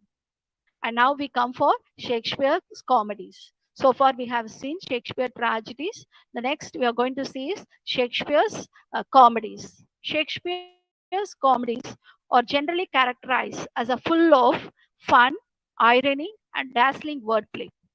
They also disguising and mistaken identities. So is the chief character. We have seen nine elements of tragedy. So, like that comedy, the main element is disguise. The disguise, it will be in a fun manner. All the when we talk about As You Like It, or when we talk about the Merchant of Venice, when we talk about all the plays, it will be the which plays a vital role is disguise. Disguise plays a vital role, and character, he gives a effective characterization in Shakespeare's plays. For example, Merchant of Venice, we cannot forget the Merchant of Venice for disguised character. He become a male character, that is a lady character has been changed as a male character, and he become a lawyer, and she act as a lawyer, and she wins the case. This is a disguise is a plays a vital role in Shakespeare's plays. It has a love and relationship element. As if the case there are two couples, one of the women is disguised as a man. 12th Night. So 12th Night is also another important comedy. Here also, which one plays a vital role is disguise. Vital role. 12th Night is also an example of disguise. So far we have seen As You Like It, 12th Night, and Merchant of Venice plays a disguise plays a vital role. Come for historical plays, just as Shakespeare's comedies have some dark themes and tragic situations, while the tragedies have some high comic moments. Shakespeare history plays contain comedy, everything in between. For example, we can say Henry IV, the Prince Hall, he is the main character, and we have a Falstaff. So through Falstaff, we can have the thing. The plays dramatized five generations of medieval power struggles. For the most part, they depict the Hundred Years' Wars. So historical plays depicts a Hundred Years' War with the France from Henry IV to Joan of Arc, and the Wars of Roses between York and Lancaster. So, what are the themes? Will be in the plays. This Hundred Years' War will Shakespeare's historical plays talks about Hundred Years' Wars with the France and Joan of Arc, Wars of York and Lancaster. Historical works imagination based very loosely on historical. Shakespeare was a keen reader of history and was always looking for the dramatic impact of historical characters and even has events as he read. So we have seen historical plays, comedy plays, and tragedy plays. Shakespeare's 10 most influential characters. Now we are seeing the 10 most influential characters. Hamlet. In a Hamlet, Hamlet is a character, is the influential character of Shakespeare. Next one is in Romeo Juliet, which character influenced is Juliet. Next one, King Lear. In King Lear, the King Lear itself is an influential character. Next one, Macbeth. Macbeth is a character was much influenced by Shakespeare. Othello. In Othello, not the Othello character. Here, Iago character. He's a villain, and Iago character was much influential character of Shakespeare. Next, Mark Antony and Cleopatra. Now, Antony and Cleopatra. Antony character was influenced. The last one in Much Ado About Nothing, the character Beatrice is an influenced character. These are all the 10 most influential characters by Shakespeare. Title of Shakespeare. Now we come for the play Midsummer Night's Dream. So Midsummer Night's Dream, according to my angle, my topic is Midsummer Night's Dreams as a romantic comedy. So the title Midsummer Shakespeare's Midsummer Night's Dream suggests the act of dreaming and what a dream mean will play a significant role in the play. So in Midsummer Night's Dream, what is the role of what is the role of dream is going to play in Midsummer Night's Dream? Hermia later exclaims, "What dream was here?" Both of these instances implies dreams and dreaming have a sort of temporal quality Shakespeare's plays. A Midsummer Night's Dream, dreams magical, serious, intense, and playful. So main themes in Midsummer Night's Dream are love, imagination, and patriarch. Love, Shakespeare portrays romantic love as a blind, irrational, often beautiful force that can be both cruel and forgiving. So now we go for Midsummer Night's Dream. Why we say Midsummer Night's Dream as a romantic comedy? So here, in this play, what are the themes is love, imagination. Love and imagination plays a vital role in Midsummer Night's Dream. So the opening scene, how the scene opens. The opening scene of the play takes place in a gorgeous hall in the palace of the Athens. So this Midsummer Night's Dream in the king of Athens, the palace.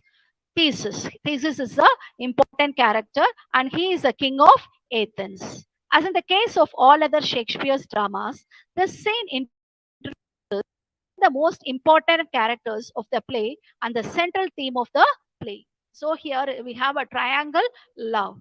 Theseus and Hippolyta are talking about their wedding ceremonial. So Hippolyta, who is Hippolyta? He is a queen of Amazon. Here Theseus, he is a king of Athens. So Theseus and Hippolyta are talking about their wedding ceremonial.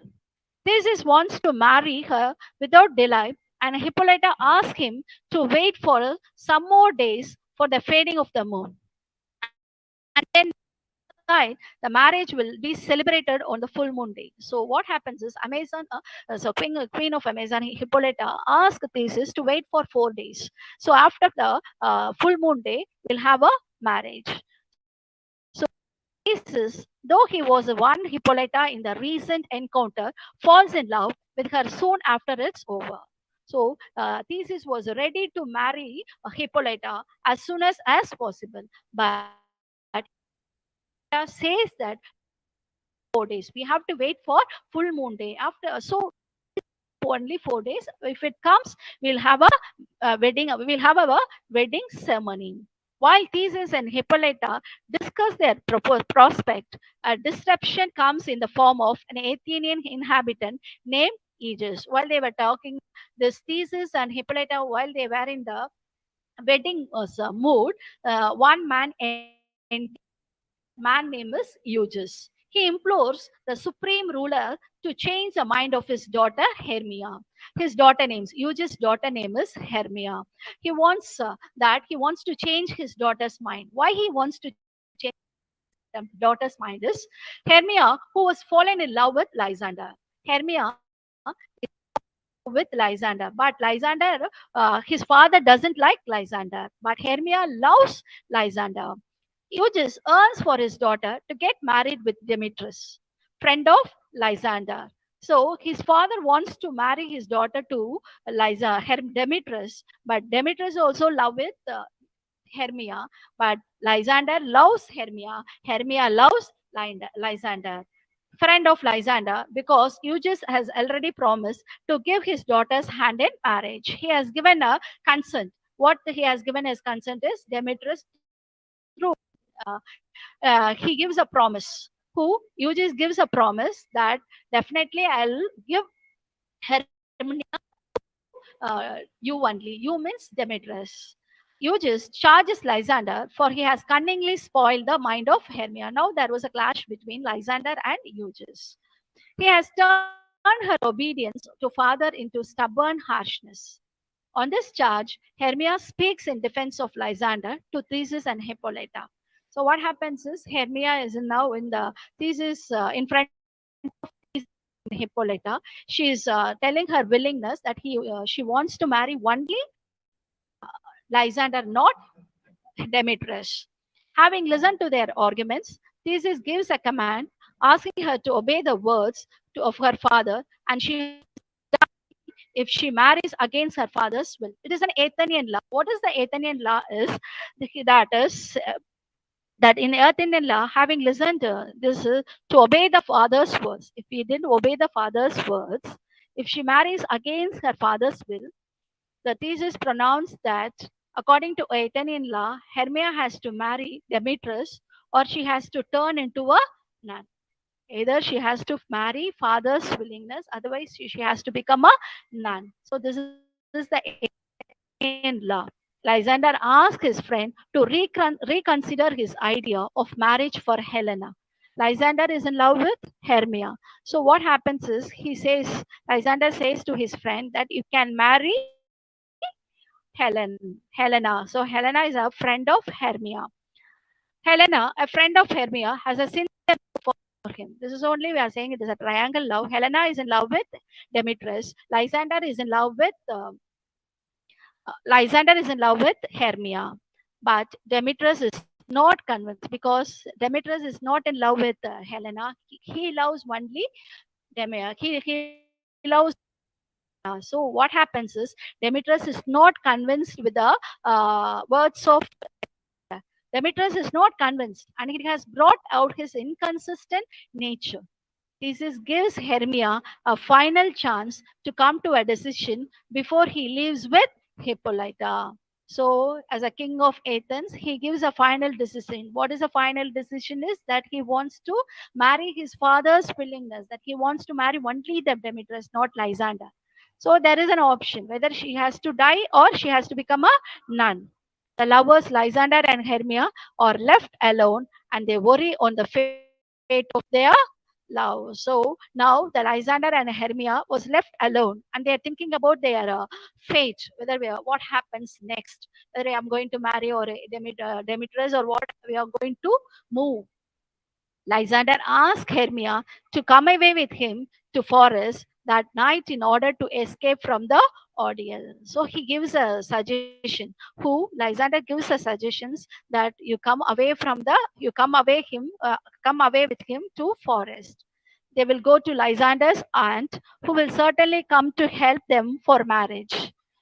Like Hermia is enthused to hear these words, and she immediately gives her consent to elope with him to the forest that night. So now she ready to elope with Lysander, and they want to go to, they will want to discuss with the forest, and they are going to discuss in the forest with the help of Lysander's aunt. We can marry. So they had a plan.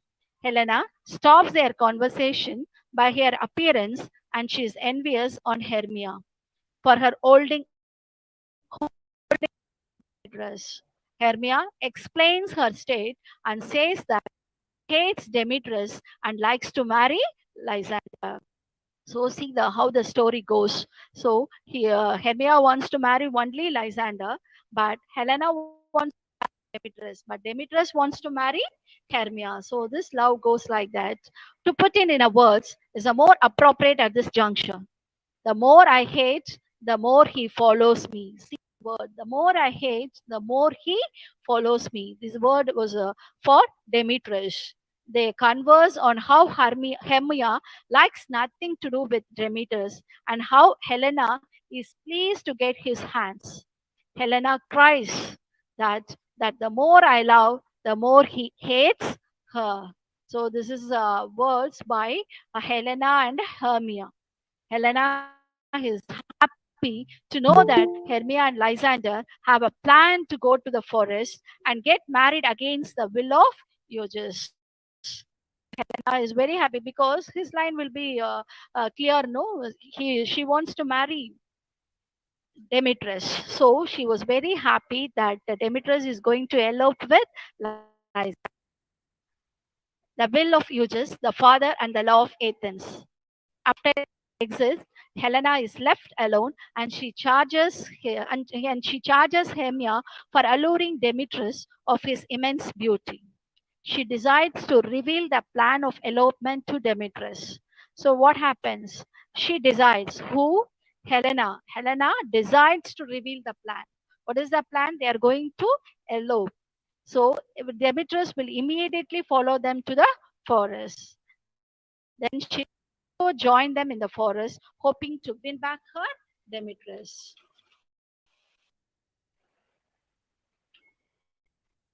Scene takes place in a small room in Queen's house. So now this Lysander and Hermia eloped with, and they were in the forest. The scene takes place in a small room of Queen's house. The workers' name, Bottom, Flute. These are all the important characters, and they are going to play a play. Why they are going to play a play is because of the wedding ceremony of Theseus and Hippolyta. They are going to enact a drama. So the workers or Bottom, Flute, Snow, Twins, and Starveling join together in Queen's house to speak about the performance of a play to be enacted on the eve of marriage between Theseus and Hippolyta. So the Queen, Athens country was very much happy. Why they are very happy is they are going to have a wedding ceremony for the King Athens, Theseus and Hippolyta. Twins is assigned the role of manager, and he has to allocate the roles to all his friends. Bottom, flute, sound, they are going to enact a drama, and for this drama is Quince. He's the in charge, and he has to assign all the characters. Decide to perform the play Pyramus and the Spy. So this is the drama they are going to enact, Pyramus and the Spy. And the bottom, the viewer is most interested to enact many roles such as the lover and more role of lion, and he is going to play an important role. Who is going to play an important role is Bottom is going to play an important role. Bottom comes to business immediately, asking his friends to memorize their dialogues as it is a prestigious problem. So we should not forget the dialogues. So he says he stressed we should not forget the dialogues. The scene shift now to the palace of Oberon. So we are seeing different types of lovers. So next lover we are going to see is Oberon. The scene shifts now the place of Oberon. Oberon and Titania. This is a next pair. So first pair is Lysander and Hermia. Second pair is Demetrius and Helena. The third pair which we are seeing is Oberon and Titania. Oberon and Titania appear that they are not in a good terms. So Oberon and Titania appear, they are husband and wife, and they are not in a good terms. So there is always a rift between Titania and Oberon. There is a rift between them on the matter of an Indian boy whom Titania has recently adapted. What is the reason for the rift between Titania and Oberon is that Titania has adapted an Indian boy. So there is a rift between Oberon and Titania. Titania criticizes Oberon, informing that Hippolyta, who is once a lover of him, is going to get married with Theseus. Oberon mocks at her, repeating the same phrase, telling her that once lover, Theseus is engaged to Hippolyta. Oberon blames at her for the deep affection she showers on the Indian boy. So that is the main reason that Titania has a deep affection, and always she looks after that Indian boy. She gives a very good reply as it is a gratitude expressed for her close friendship with his mother. Titania once again get enraged on the remark of Oberon on issue of the Indian boy and quits the place immediately, leaving Oberon and Puck alone. So who is a Puck is uh, he's a like a servant of he's a servant. He's the main character, and he's Oberon's boss is Puck.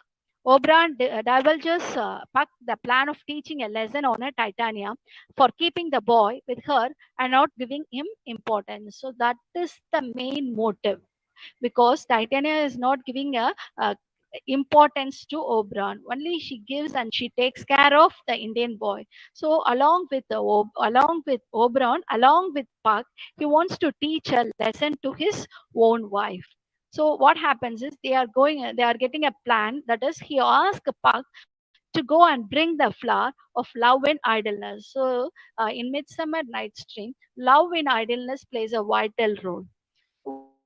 Why we say love in idleness plays a vital role is, see, he asked Park to go and bring the flower of love in idleness, and immediately after Park's exist, Oberon speaks to the audience that he will play a trick on Titania by squeezing the juice on her lids to make her love only on him, forgetting all the other things. So he wants to teach a lesson with the love in idleness floor. What happens is when Oberon hides himself in a place so that the others who coming there cannot see him. He sees Demeter comes to the place followed by Helena. Demetrius seems annoyed. So everybody in this now everybody is in a forest. So what happens is he sees Demetrius comes to the place followed by Helena. Demetrius seems annoyed, for he cannot find out both Lysander and Hermia. So Helena and Demetrius is now in the forest searching of Lysander and Hermia.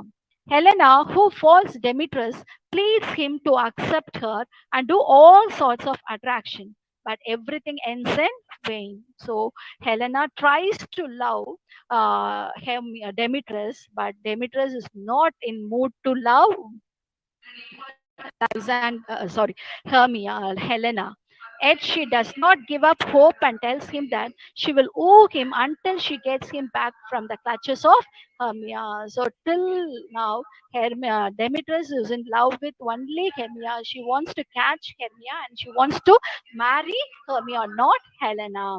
Oberon watches the ongoing confrontation between Demetrius and Helena, and he asks Puck to drop the juice on the eyelids. So Oberon plans to plans to juice on the eyelids of Titania. But what happens is, Oberon was watching the conversation between Helena and Demetrius.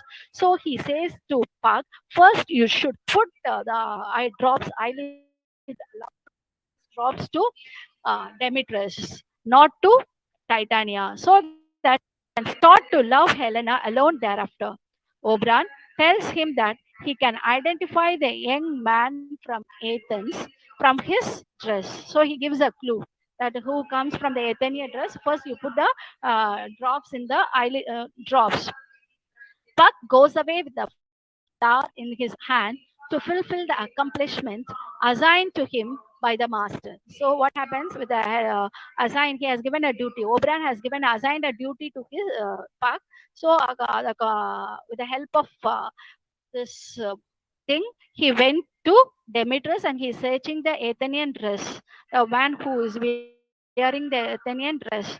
Titania is so much tired after having engaged herself with a dance and other celebration that she cannot wake up anymore and she falls asleep.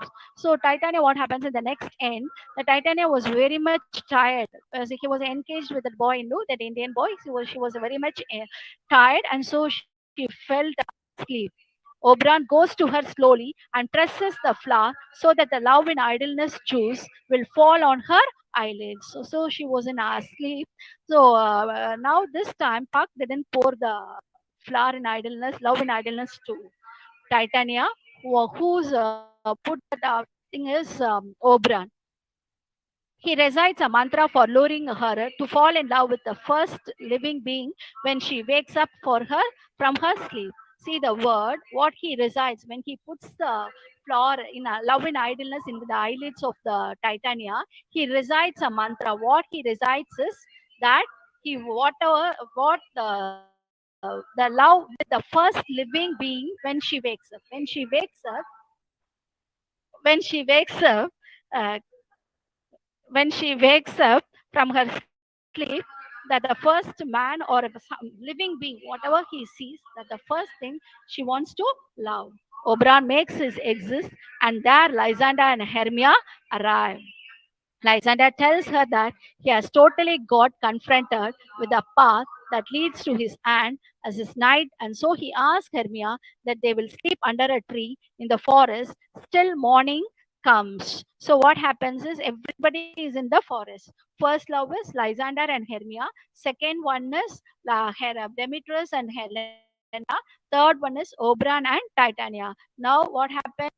Now, Lysander advises Hermia that you please take rest. We have come a long way, so please take rest for then we'll take rest in the forest. Then we'll start our journey. Puck comes there grumbling that has already searched for Athenian youths, but he cannot find him to fulfill this assignment given to him by his master Oberon. So now the Puck was searching the boy, the Athenian dress, one who is wearing Athenian dress, but he couldn't find that man. What happens is he mistook. Puck sees both Lysander and Hermia sleep apart in the forest. He thinks that they are the pairs of fighting lovers that Oberon has mentioned. So he mistook. He wants to pour the eyelid drops to Demetrius. But what happens, unfortunately, he poured the drops to Lysander.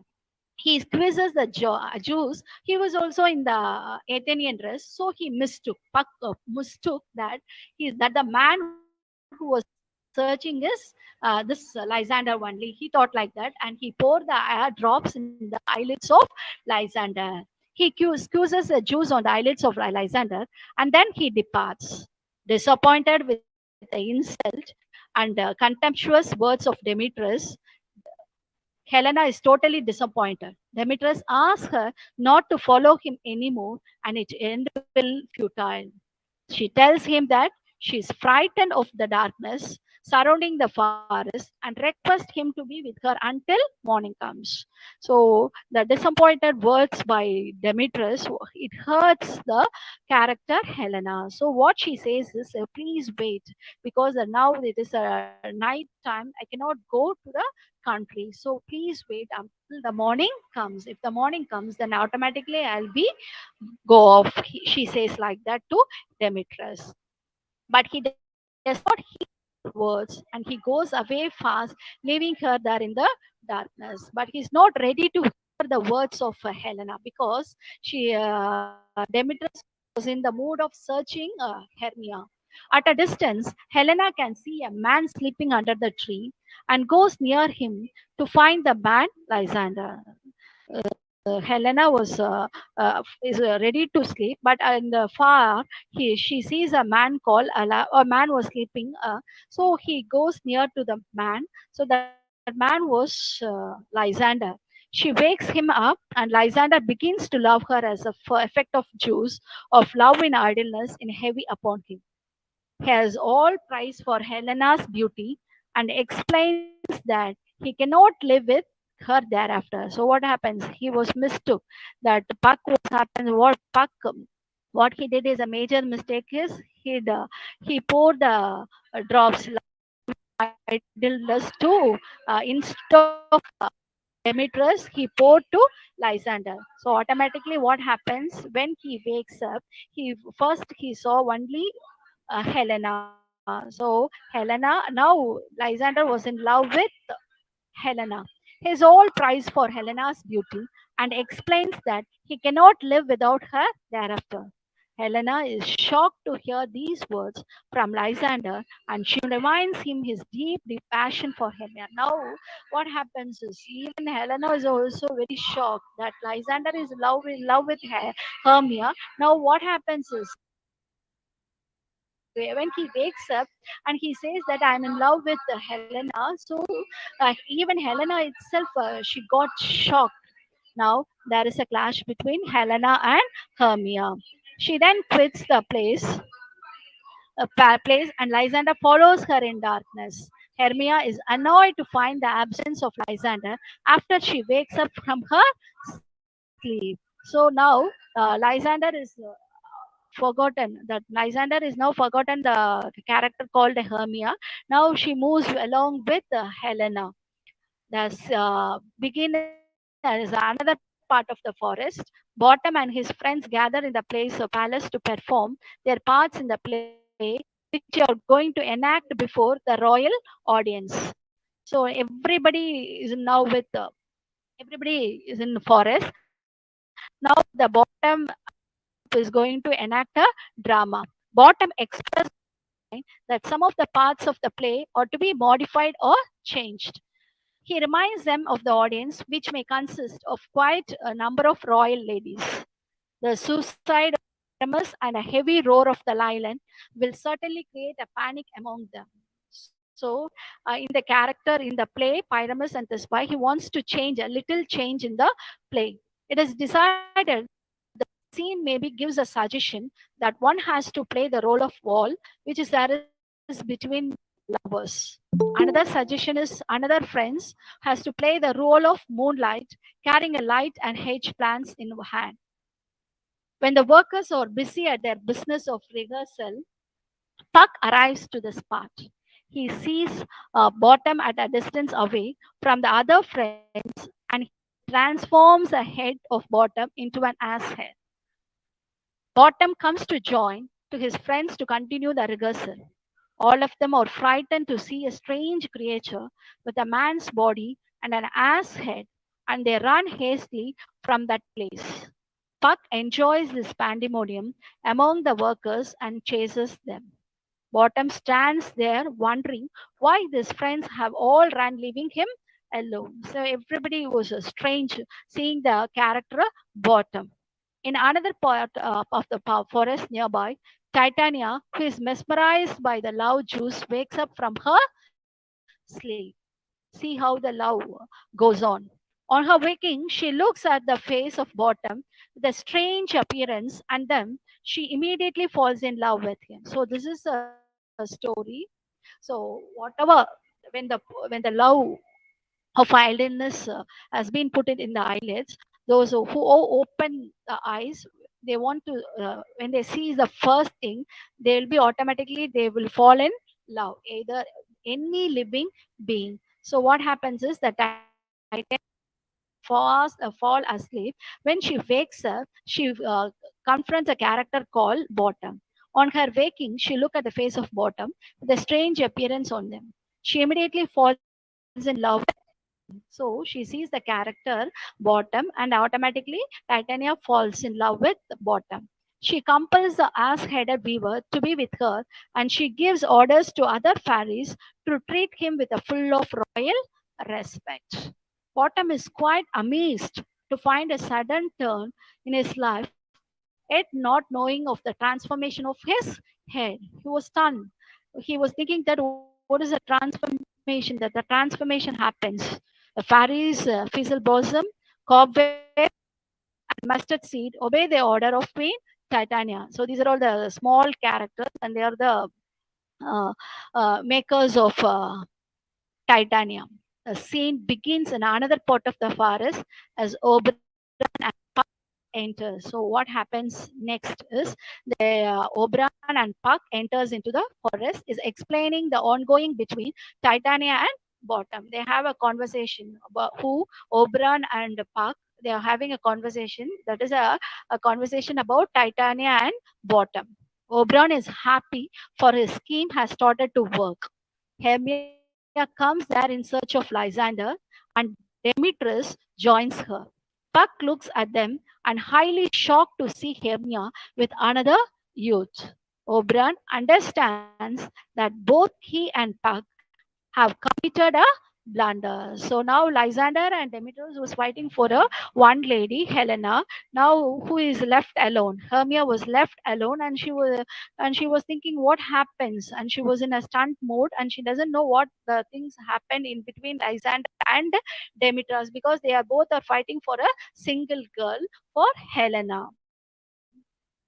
Was understands what they have did is great blunder. Oberon understands that both he and Puck have committed a blunder, and they have to do something immediately to find a solution for this problem. They need us because they need a solution to find solution for this problem. Hermia on her way sees Demetrius and inquires him about Lysander, as he cannot find him for a long time. She is afraid whether Lysander is dead, and for this question, Demetrius remains calm, for he does not have any answer. He wants to utilize opportunity and ask her to accept him, for will not return. So at that time also, Demetrius says, "Please accept me. Please forgive. Not forgive. Please forget Lysander and please marry me." He says that. Demetrius has now fully understood Hermia and arrives at a conclusion that if he follows Hermia furthermore, his attempt will be totally futile. He continues to sleep, whereas Hermia goes on her way in search of Lysander. Now Demetrius has conclusion. Helena now comes to the place, followed by Lysander, who is still begging her to accept his love as effect of the flower love in idleness. Works on him still. Helena thinks that Lysander is continuing to mock at her, and so she feels angry and vexed of her fate. Helena thought that Lysander is teasing. Only she says that Helena thinks that Lysander is continuing to mock at her, and so she feels angry and vexed of her fate. She herself was thinking about his own fate. Oberon asks Puck to see for Helena, and then he has to squeeze the juice on Demetrius, and in a few moments, the job of dropping the juice is perfectly done. So it's come to a conclusion. What is that? Is that love and idleness flower juice was poured to Demetrius this time. Demetrius has got disturbed from his sleepy by the loud sound of Lysander and Helena. Demetrius gets up, sees Helena, and immediately continues to love her. So this juice works out for Demetrius. The two men contest for Helena's love, and she thinks that both the men are playing tricks on her immediately seeing here. Lysander tells her that only he loves her sincerely, and Demetrius is just trying to tease her. So now Helena couldn't understand what happens.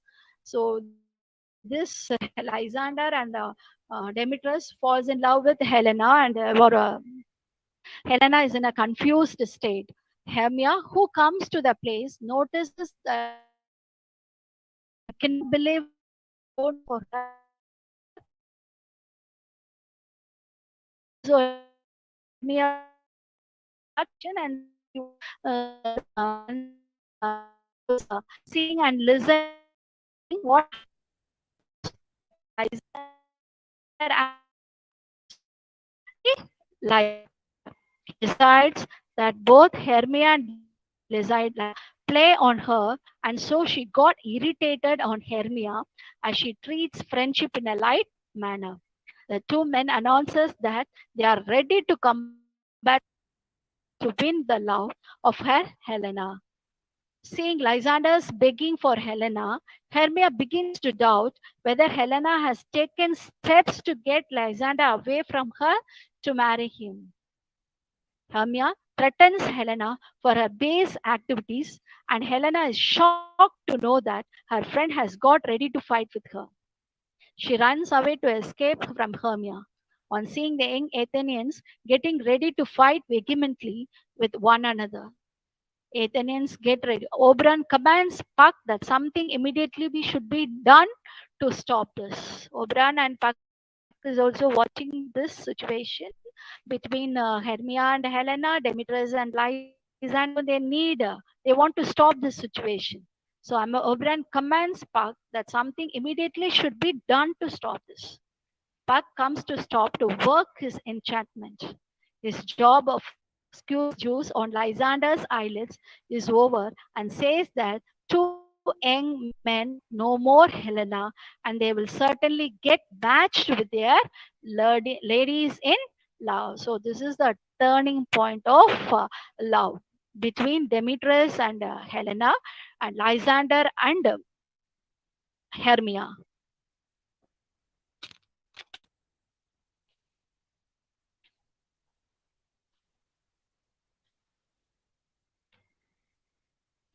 So what happens is the next one is Titania. Her fairies and bottom in the same forest. In the other side, Titania is in love with bottom. Bottom still has the ass head and is pursued by the fairy queen Titania. Bottom asks his friends to go elsewhere to find him some food and honey. Titania comes to him and asks whether he is hungry. She asks him to come and sleep on her lap so that she can beautify him with some strange flowers. Now Titania is in love mode. She is in love with the bottom, and he both are. Titania is in love with the bottom, and she says that love words between what happens. She asks him to come and slap so that she can beautify him with some strange flowers. Titania commands her fairies to bring some food for bottom, and they immediately fall asleep. Oberon, looking at all the ongoing events, feels pity for Titania and realizes that her streak has gone to an extent. He decides to bring Titania to normal by removing magical charm on her. Oberon tells her that he has already seen her wooing the ahead bottom. He asked her earlier all from her and her consent to give him the ball.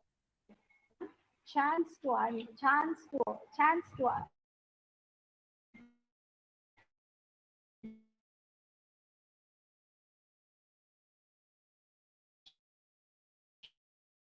head is sleeping near when the juice was out of the thing. She was thinking, shot this man is sleeping near here. So now we come to an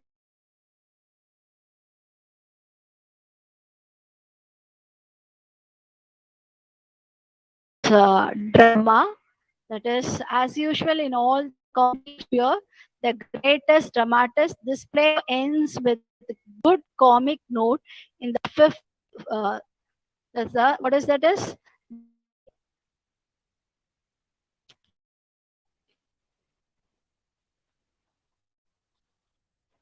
the speech of the occasion of reading the prologue of the play announced the intent of presentation to all the ladies and gentlemen present there. It is nothing. There is a wedding ceremony. It's enlightened. And his friends act out in an awkward way the story of Palmer's spy. There were a lot of misunderstanding, misinterpretations, and unexpected speeches during the course of the performance, which evokes laughter among the audience. Bottom, while enacting the role of Pyramus, utters some puzzling dialogues. The actor peers to the stage in order to frighten Thisbe. Pyramus kills himself after seeing the blood-stained mantle. Thisbe comes to see the dead Pyramus and also commits suicide, and thus ends the enact of Pyramus in an entertaining manner. Overall, there's a the height of comedy is the romance between the beauty and the beast. The authors have been united, who Theseus and Hippolyta, Demetrius and Lysander, Demetrius, Lysander and Hermia. These three couples have been united, and the play ends in happiness. So, Midsummer Night's Dream is a romantic comedy. comedy, and love plays a vital role in this drama. Thank you. Now this session goes to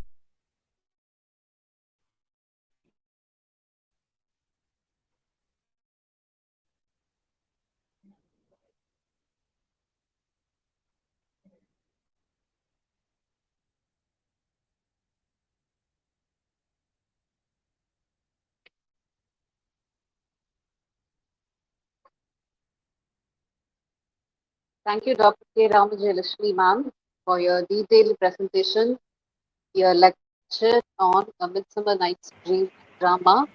Now, I happily invite my colleague, Dr. P. Prasanna Devi, ma'am, to deliver a lecture on G.P. Shaw's Arms and the Man. Welcome, ma'am. Thank you, Lisa, for inviting me and for giving me a chance. Very good afternoon, everyone present here. I'm Dr. Prasanna Devi, Assistant Professor of English. The topic I have chosen for today's presentation is an overview of George Bernard Shaw's play Arms and the Man. So in this presentation, I have planned to discuss plot construction, art of character, and thematic analysis of the play. Before getting into the play, I wish to give a short introduction to George Bernard Shaw. Bernard Shaw is a prolific dramatist.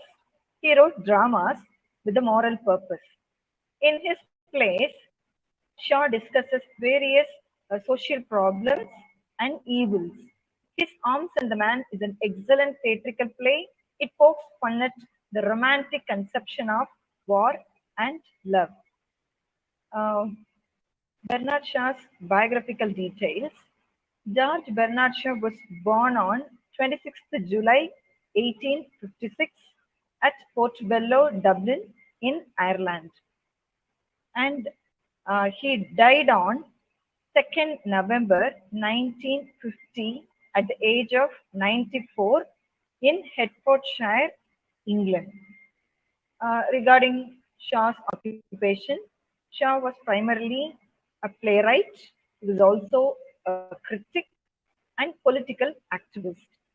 And uh, he held dual nationality, Irish and British. And apart from the play, wonderful play Arms and the Man that was published in the year 1894, Shaw had other popular works too. They are The Widower's Houses, Mrs. Warren's Profession, Candida, Man and Superman, Major Barbara, Caesar and Cleopatra, then John, Pygmalion, and The Apple Cart. And for his contribution to literature, Bernard Shaw was awarded the most prestigious award, that is the Nobel Prize for Literature in the year 1925. An introduction to the play Arms and the Man. The title of the play Arms and the Man comes from the opening words of Virgil's epic Aeneid. So he took the title from Dryden's translation of Virgil's epic Aeneid. This is how Dryden begins. Of arms and the man I sing. And the play Arms and the Man belongs to the genre anti-romantic comedy. And the play is a satire on the romantic attitude towards love and war. The play projects idealism versus realism. And the play is an attack, Shaw's attack on sentimentalism. Shaw attacks the sentimental attitude towards patriotism and the feeling called true love. And the entire play is written in 3 acts. The major setting of the play is Bulgaria in the year 1885. And the play takes place against the background of the Serbo-Bulgarian War. And the moral of the play is that people should not glorify war and people should not create class discrimination, even in matters of love. And characters of the play, Bernard Shaw has used only a very handful of characters for this play. And except the hero of the play, who is a Swiss soldier, all the other characters are Bulgarian characters. Um, we have the hero, Captain Blunchley, who is 34 years old. He is a Swiss soldier serving in the Serbian army. He is a paid soldier, kind of paid soldier. And all the other characters are Bulgarians. The heroine of the play is Reina Petkov, who is 23 years old. She is a romantic idealist and she has nurtured noble ideals of war and love. And we have another important character called Sergius Saranov, who is a handsome young man. And just like Reina, he is also an idealistic one. He is engaged to Reina, but flirts with the servant maid Luca.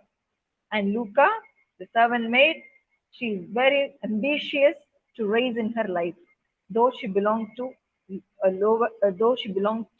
lower section of the society, she wanted to come up in life. And Nicola, a true servant, a very loyal servant, male servant in the household of Petkovs, and he wishes to marry Luca, but she had other plans. And the Petkov household consists of Catherine Petkov, that is the mother of Reina, and Major Paul Petkov, a father of Reina. And plot construction of the play. The play is written in 3 acts. The entire play takes place in the household of the Petkovs in Bulgaria, and the story is set in 1885 and is written in the background of the Serbo-Bulgarian War. Bernard Shaw used the drama genre not to provide entertainment, but to bring about necessary changes in the society. Shaw's reformist zeal is seen in all his plays. In the play Arms and the Man, Shaw attacks the romantic attitude towards war and love. Shaw said time and again that Shaw has proved time and again that he was equal to Shakespeare. But at the same time, he has imitated many of Shakespeare's dramatic techniques. Usually, Shakespeare's comedy consists of a main plot and a subplot. And the subplot usually contains servants and other unimportant characters. Shaw also uses such a structure in the play Arms and the Man. The main plot of the play Arms and the Man consists of the lovers Blunchley, Reina, and Sergius. Sergius is a kind of Don Juanic character. He is not at all capable of constant love. Returning from wars, he flirts with Luca. Though he is engaged to Reina, he tells her that he cannot maintain his higher love for Reina for long because he feels that it was a boring one. He says that he feels relaxed only in the company of Luca. But Luca, after she remarks that Sergius is a coward because he makes love to her behind Reina's back. And she scolds him, saying that he does not have the courage to declare his love in the presence of the other characters. Just because Luca belongs to lower class, lower of the society, Sergius was unable to declare his love openly. How Luca scolds him and accuses him. Sergius is really stung by that remark and he kisses her hand and proposes marriage to her. Luca, the maid servant, even though she belongs to the subplot, through her engagement and later on marriage with Sergius, um, the two plots of the play, only because of only because of Luca, the two plots of the play, main plot and the subplot, they are connected. And the other marriage that takes place in the play is that of Reina and Bluntschli. Like Sergius, Reina is also a romantic one, whereas Bluntschli is quite the opposite. He is anti-romantic. And their marriage between Reina and Bluntschli, marks a blend of opposites. It is an example of the saying, opposite poles attracts each other. Yes, Reina is also incapable of constant, like Sergius, Reina is also incapable of constant love. At first, Reina loves Sergius. She intensely admires him for his supposed exploits in the battlefield, but her mind changes soon after the arrival of Bluntschli in her life. So the Swiss soldier Bluntschli forcibly enters Reina's bedroom, and Reina takes pity on him. After all, he is a refugee who has taken refuge in her own bedroom. And since Bluntschli was hungry and he has run away from the war front, battlefield, she pities him. And so she gives him chocolates to eat. And in the morning, the next day, actually, Catherine, her mother, and Reina allowed Bluntschli to stay there for a night. And in the morning, the women helped Bluntschli to escape. So Reina gave her father's old coat so that Bluntschli can disguise himself. So Bluntschli disguised himself in Reina's father's old coat, and he escaped Bulgaria safely. But before Bluntschli leaves, Reina places her photograph in the pocket of the old coat of his father. So this is actually a positive indication of her love for Bluntschli. And at the end of the play, Reina marries her chocolate cream soldier because she loves him. But at the same time, we can say that she is partially swayed by Bluntschli's newly acquired wealth. And the subplot consists of the humorous couple Major Petkoff and Catherine Petkoff. Major Petkoff is a henpecked husband.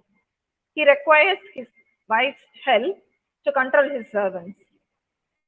He is actually ignorant of his daughter's changing love affairs.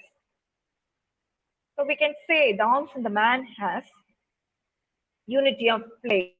Following the classical rules, the arms and the man has followed the unity of place, and all the action of the play takes place in and around the Petkoff household. The first act is laid in Reina's bedroom, the second act in the garden, and the third act in their library. In the first act, the Swiss soldier Bluntschli gate crashes into Reina's bedroom and tells her about her lover Sergius' foolish action at the war front. In the second act, in the final act, Bluntschli revisits the Petkoff home. His unexpected visit causes panic to Reina's mother, Catherine. And most of the third act takes place in the library of uh, uh, Petkoff household. After much wrangling and all, after much confusion and all, Sergius proposes to marry Luca, and Bluntschli proposes to marry Reina. Um,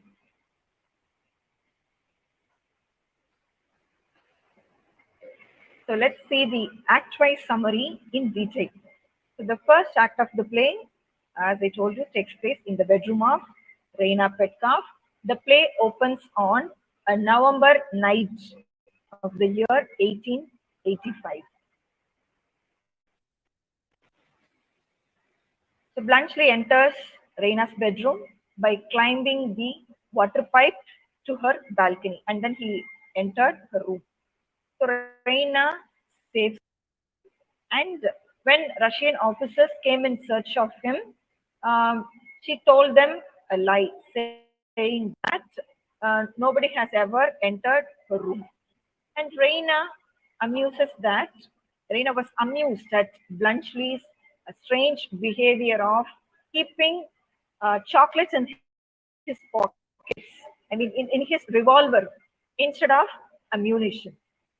And Reina and her mother Catherine allowed him to saved him by allowing him to stay there in their home during the night time. And Act 2 of the play takes place in the garden when Major Petkoff and Sergius have come back from the war front. So Catherine is upset that Reina agreed to the peace treaty. Actually, the war between Serbia and Bulgaria is now over, and the peace treaty has been signed by these two nations. And the women are, especially women, are really disappointed because they have nurtured the romantic attitude towards war, because they were not aware of the loss of human lives and all. And Sergius Saranov, he also joins with Major Petkov during the conversation. And then Reina and Sergius, they have some time alone, and from their conversation, we can find that they have higher love for one another. But the moment Reina goes away, he flirts with the servant maid Luca. The Captain Bluntschli, and then in the third act, arrives to return the coat. So already Reina has put her photograph in the old pocket of in the old coat of her father. But the pity is that Bluntschli had never seen the photograph with an inscription, Reina to her chocolate cream soldier, a souvenir. And in this act, we find that Nicola is such a loyal servant. He manages the situation, and he just like a puppet. He dances according to the whims and fancies of the women of the household, Reina and Catherine Petkov. And Nicola realizes that Luca will not marry him. And at the end of the play, Bluntschli reveals his love for Reina after knowing that Reina was not a schoolgirl of 17, but a matured woman of 23.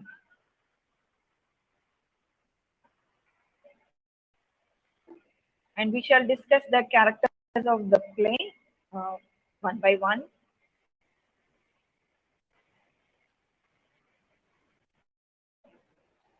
So the hero of the play, Captain Bluntschli, is introduced as a Swiss professional soldier. He stands for common sense and reason. He opposes excessive imagination and romanticism. Bluntschli is so down to earth, and he is very practical. So even at the war front, he loads his revolver not with cartridges but with chocolates, because he feels that chocolates would help him more than the cartridges, I mean bullets. He knows that a soldier can fight to the best of his ability only if he is well fed. But his experience at the battlefield forces him to adopt anti-romantic ideas of war, because he was attracted by soldiership and the army, and that's why he ran away from his home during his childhood, boyhood, twice. But after joining the army, after realizing the bare, horrible realities of the war, romantic attitude towards war. And but basically, Bluntschli is a very courageous soldier with a spirit of adventure in him. And he warns Reina that the scene of fighting would be very terrible. So he does not want her to look at the way he fights. And on another occasion, when Sergius openly challenged Bluntschli for a duel, he readily accepted that. But at the same time, um, Bluntschli warns Sergius that he wants him, saying that Sergius may carry sword, but this time Bluntschli will definitely load his revolver with bullets. So Sergius has to be very, very careful about it. And Bluntschli's attitude to war is so practical. So likewise, Bluntschli's attitude to love is also marked by common sense. He loves Reina, but he does not show it openly. Only towards the end of the play, he confesses that he has revisited the Petkov's house just to have a look at Reina. His approach is really very, very cautious. He says that he is not fit to be the husband of the 17-year-old Reina. But Reina tells him that she is aged 23 and is matured enough to get married. Only then, Bluntschli proposes marriage to her. Bluntschli proves himself to be a good judge of human characters too. He is an effective military officer, and when he hears about his father's business as a hotelier, and when he happened to know that his father had died a few weeks ago, he was neither sentimental nor passionate. So everybody is surprised at Bluntschli's sobriety.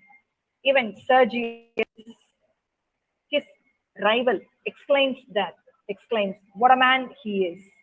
So Bluntschli also amuses us by his cool talk and behavior.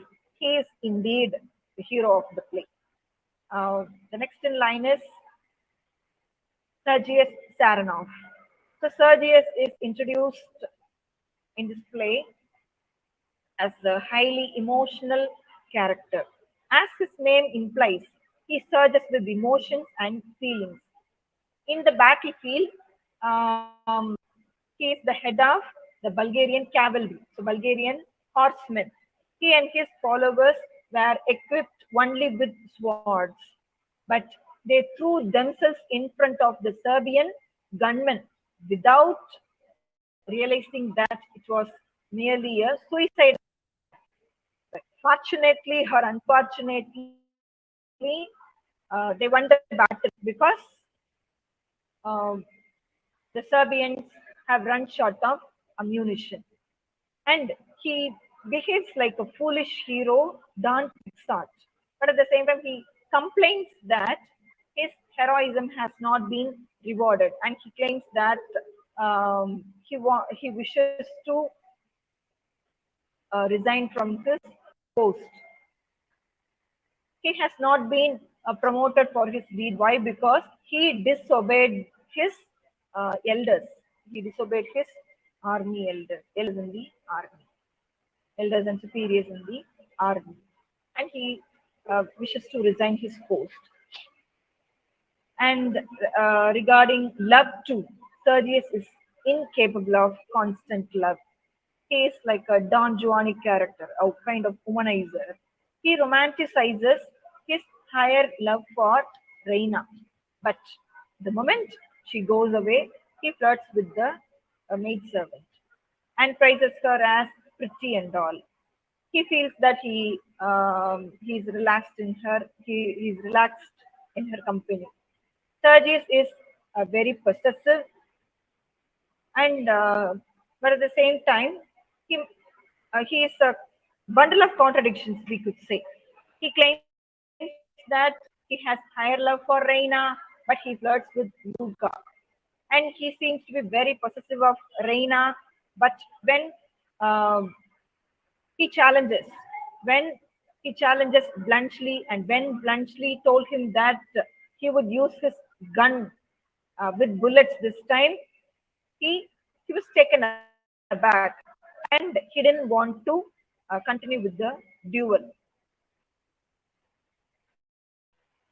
And he cannot tolerate Reina's love for Bluntschli, of course.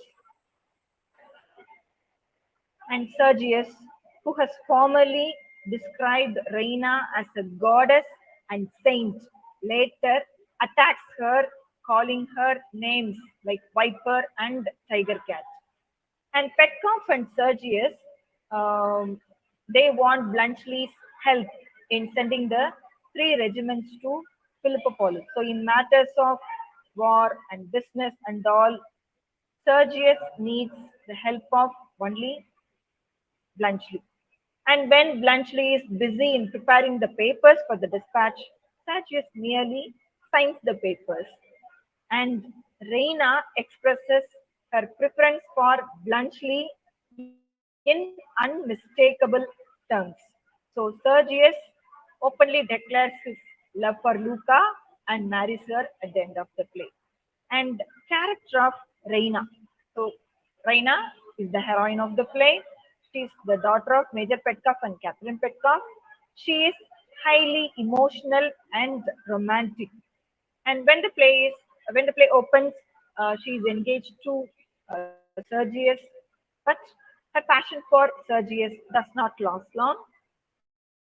It's like a colorful bubble. It bursts the moment Bluntschli enters her life. At first, Reina um, regards Bluntschli as a coward. Her opinion changes when Bluntschli expresses his readiness to fight with the Russian officers who wanted to search her room, and he was ready to lay down his life and be killed. Her passion for Sergius changes into love for Bluntschli. And Reina pities Bluntschli. And so when the Russian officers came in search of the refugees, I mean, especially Bluntschli, she hides him behind a curtain.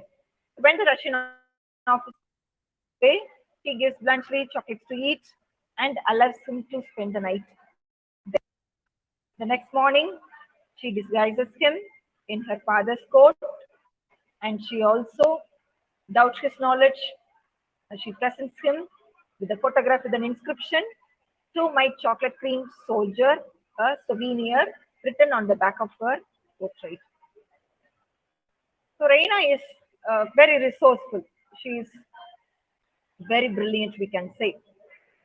On seeing Bluntschli, Reina spontaneously exclaims, "My chocolate cream soldier!"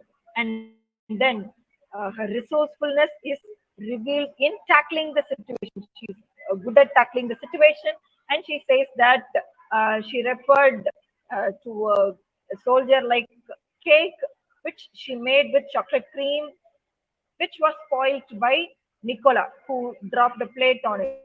So all these are Reina's lies to cover up the issue. And she displays the same resourcefulness when she puts the old coat onto her father by removing her photograph dexterously from the pocket. And Reina was formerly attracted by the majestic poses of Sergius and calls him my hero. And now that she is attracted towards Bluntschli, she says that she wants to marry him, not because he is a millionaire, but because he is her chocolate cream soldier. And the next character is minor character is Nicola, the male servant. Nicola is a silent, loyal servant. He is just opposite to Luca, who is very ambitious. He knows what to say to his superiors and when to say it. He wants to resign from his post as a servant, and he wanted to become an entrepreneur by starting a shop in Sofia. But he he does not want to antagonize his masters.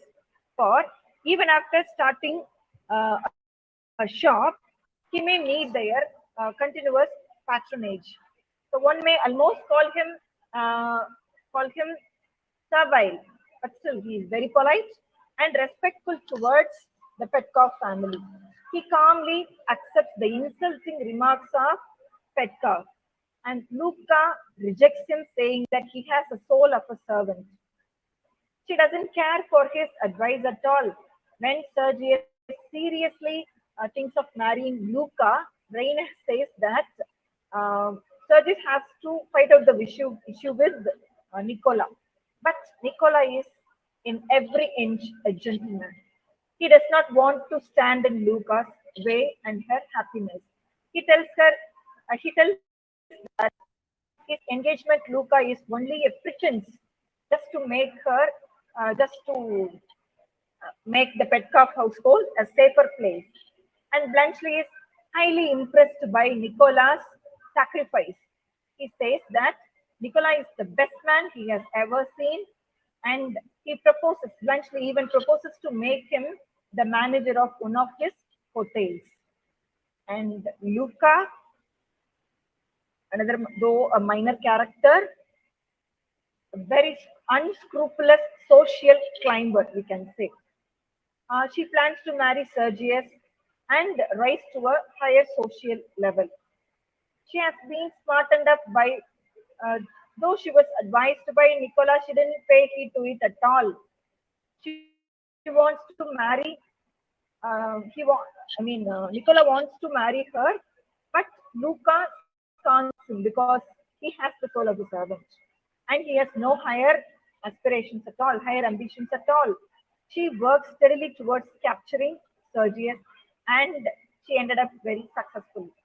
When Sergius makes love to her in the absence of Reina, she does not resist him. Instead, she merely him to take her to a bush where they will not be observed by Reina. So Luca ably creates the rift between Reina and Sergius. She tells Sergius that Sergius lacks courage, and she says that if she were Russia, she says she would give up her position and marry a poor lover, whereas Sergius was unable to declare his love openly. But Sergius hesitates and declares his love for Reina because he is a coward. Then she drops another bombshell, saying that Reina loves Bluntschli. Sergius is enraged. Sergius gets angry and he challenges Bluntschli to a duel. On second thoughts, he withdraws the challenge. And finally, Sergius proposes marriage to Luca and is accepted by her. Nicola is magnanimous enough not to stand in the way of Luca. And to conclude, Luca represents the life force working relentlessly towards the betterment of the human race. Yes, and we have two other minor characters. They are Major Petkoff and Catherine Petkoff. Major Petkoff acquired his rank as major in the army, not because of his skills, but because of his family's influence and wealth. And he's a good-natured, very gullible personality. He is a henpecked husband. And Catherine Petkoff, his wife, is a middle-aged, affected woman. And she is imperiously very energetic. She's good-looking, and she wishes to impress everyone with her social standing. She tries to pass herself off as the Viennese lady. And they are the important characters in the play. And themes of the play. So Arms and the Man is a humorous play which shows the futility of war and deals with the hypocrisies of human nature. So Shaw attacks the hypocrisies of human nature and the futility of war um, in a comedy fashion. And the play tries to tell us that aristocratic pretensions have no place in today's wars. And moreover, through this play, Shaw proves that the brave is not the one who is rich and belongs to a noble family, but the one who fights with a big heart in the battlefield. So the play also highlights the dual nature of human behavior and betrayal in love. And Shaw also mentions class differences in the society in a mocking style. And Arms and the Man can be called an anti-romantic comedy. Um, Shah presents as an ignoble deed and not a noble one. His Sergius won the battle, but his success is not due to his fighting prowess, but because of a mere accident. He wins because the opponents run short of ammunition at the at a crucial hour. His attack is represented by bluntly as a suicidal act. Sergius and his men had nothing but swords to fight with, yet they threw themselves at the Serbian gunmen. This, according to Shaw, is not at all heroism but sheer stupidity. If the gunmen had enough ammunition, Sergius and his followers would have been massacred on the spot. And another idiotic aspect of modern warfare is making the soldiers to fight without meeting their basic needs such as sleep and hunger. Soldiers are not at all machines. They need food and rest. In the play, Bluntschli's needs are not taken care of by his superiors. So he carries chocolates and not cartridges in his revolver. But when danger is imminent, Bluntschli and his men run away from the battlefield.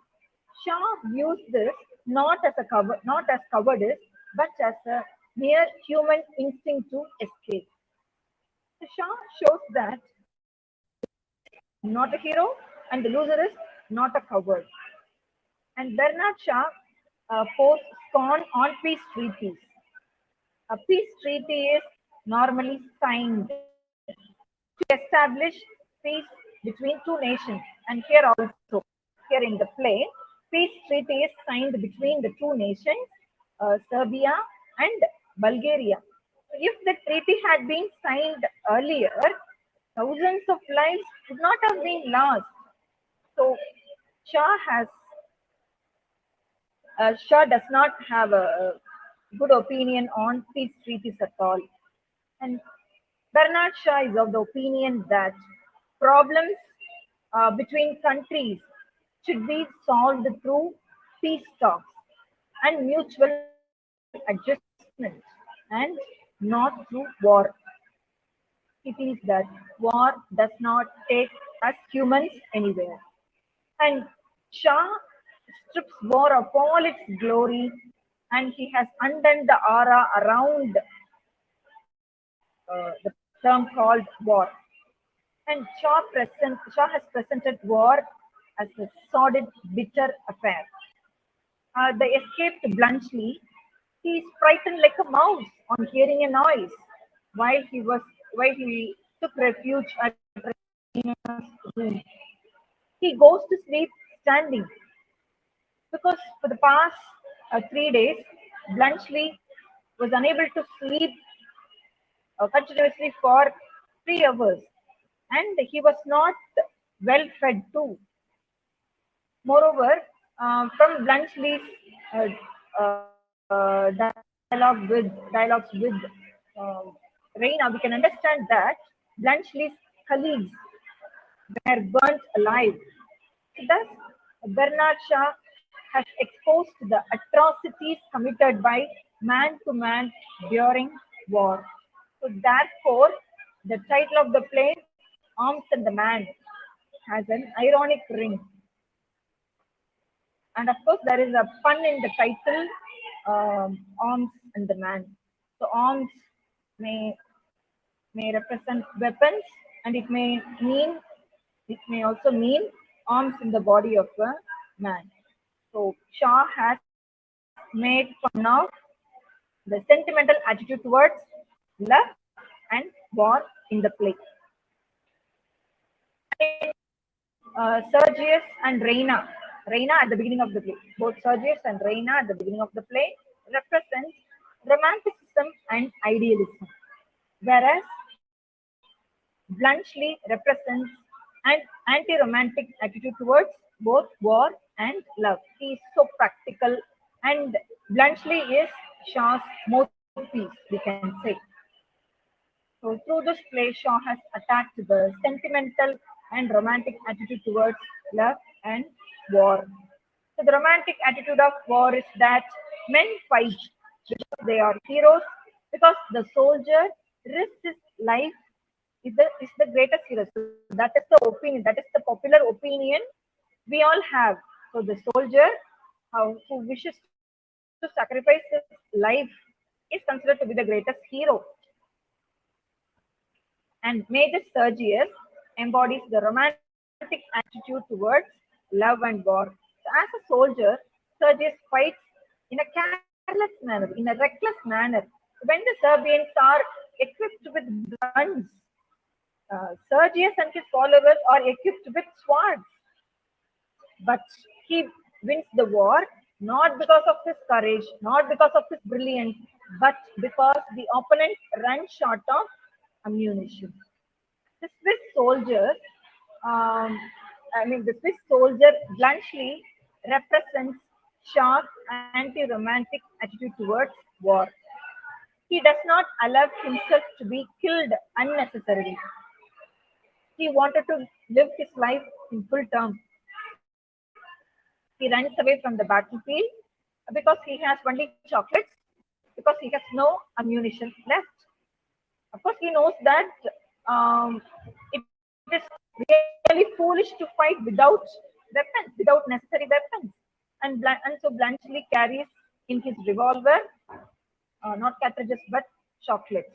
And through this episode, Shaw conveys the point that food is as important as ammunition for success in war.